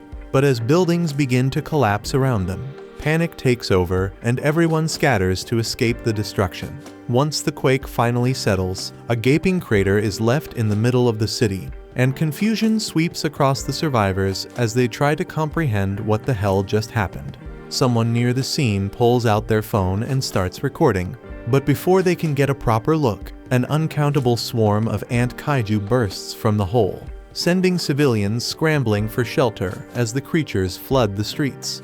Elsewhere, we see Kafka continues training alongside the First Division, and it's clear to everyone that he's pushing himself harder than ever because he's determined to prove he's worthy of wearing the Defense Force uniform. Meanwhile, Kikaru walks into Narumi's office and boldly requests private training sessions, but to her shock, she finds him bowing deeply and asking to borrow some cash. Apparently, his bank account has been wiped out, but she quickly calls his bluff, knowing full well he burned through his funds on online purchases. She reminds him that a superior isn't supposed to ask subordinates for personal loans, but before the conversation can continue, the base alarm starts blaring, so Hasegawa rushes in and alerts them to the emergency. And without hesitation, Narumi suits up and mobilizes with his team. Back in the city, the ant kaiju continue their advance. Civilians sprint toward the designated shelters, only to find one of them already packed to capacity. So they scramble toward the next safe zone, hoping for a better chance. Amid the chaos, a young girl is seen hiding behind an abandoned car, her leg visibly injured. Her older brother tries to comfort her, assuring her that the First Division will come to their rescue. But then a kaiju spots them and hurls the car away with a swipe.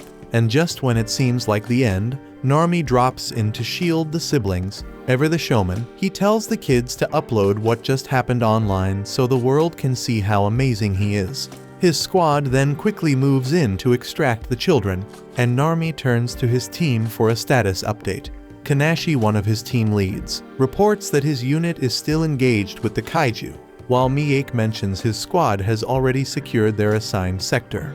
Norimi shifts focus, stating their top priority is to assess the situation and protect as many civilians as possible. He tells his troops to handle the kaiju threats however they see fit, then turns to Kikaru and Kafka.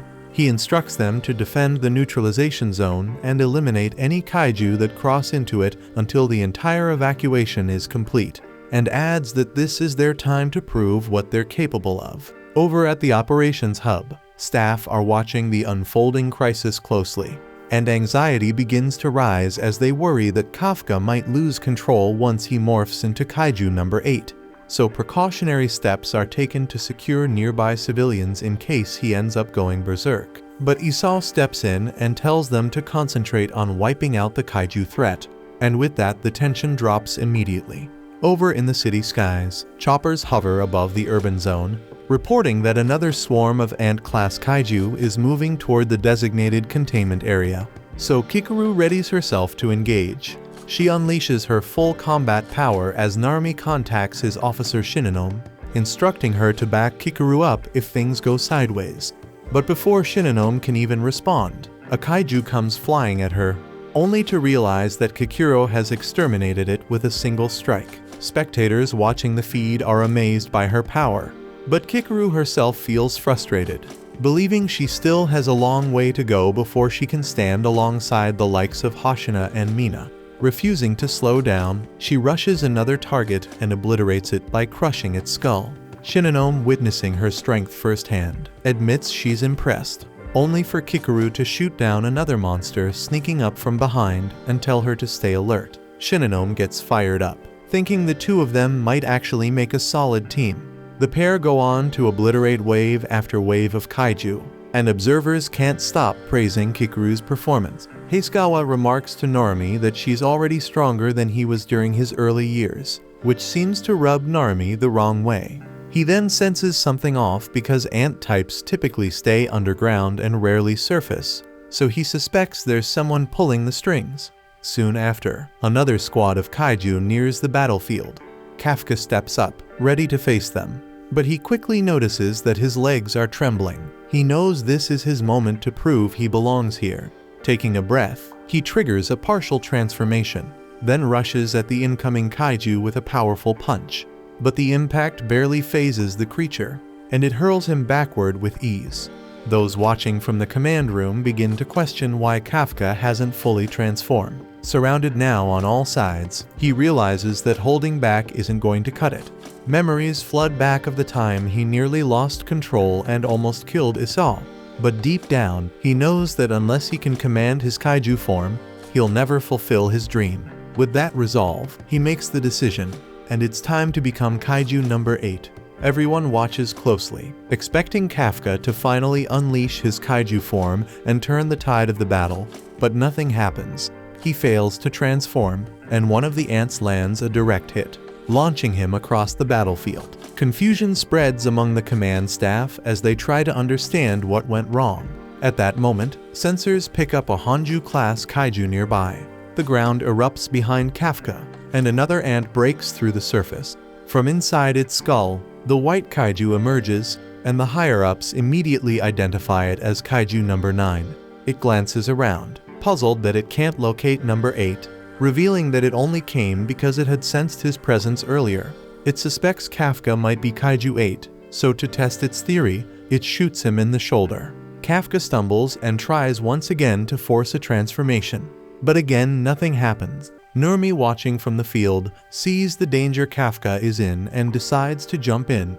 Before he can act, however, the ground splits again, and the command center reports a brand new kaiju signal.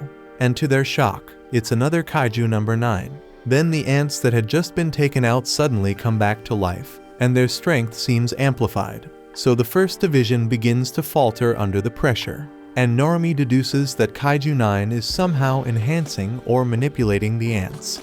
Meanwhile, a squad of soldiers manages to bring down one kaiju, but upon seeing Kafka in danger, they rush in to support him. Kaiju 9 easily swats them aside, neutralizing the entire group. Then it turns its attention back to Kafka and announces that once it finishes him off, it will steal his abilities. Kafka narrowly dodges the strike, but the ant follows up by slamming him into a metal post. Kafka feels the crushing weight of reality settle in, and he can't keep up, and without his powers, he doesn't stand a chance.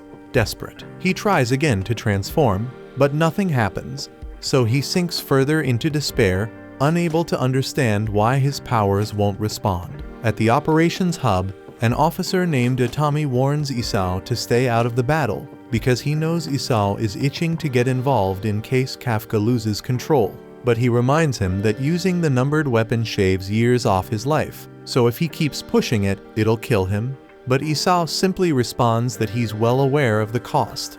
Back on the field, Kaiju 9 charges up for a finishing blow, coldly bidding Kafka farewell, until Kikru bursts in, cutting the creature cleanly in half. It glares at her and demands her name, but she replies coldly that there's no need for introductions because she came to end him.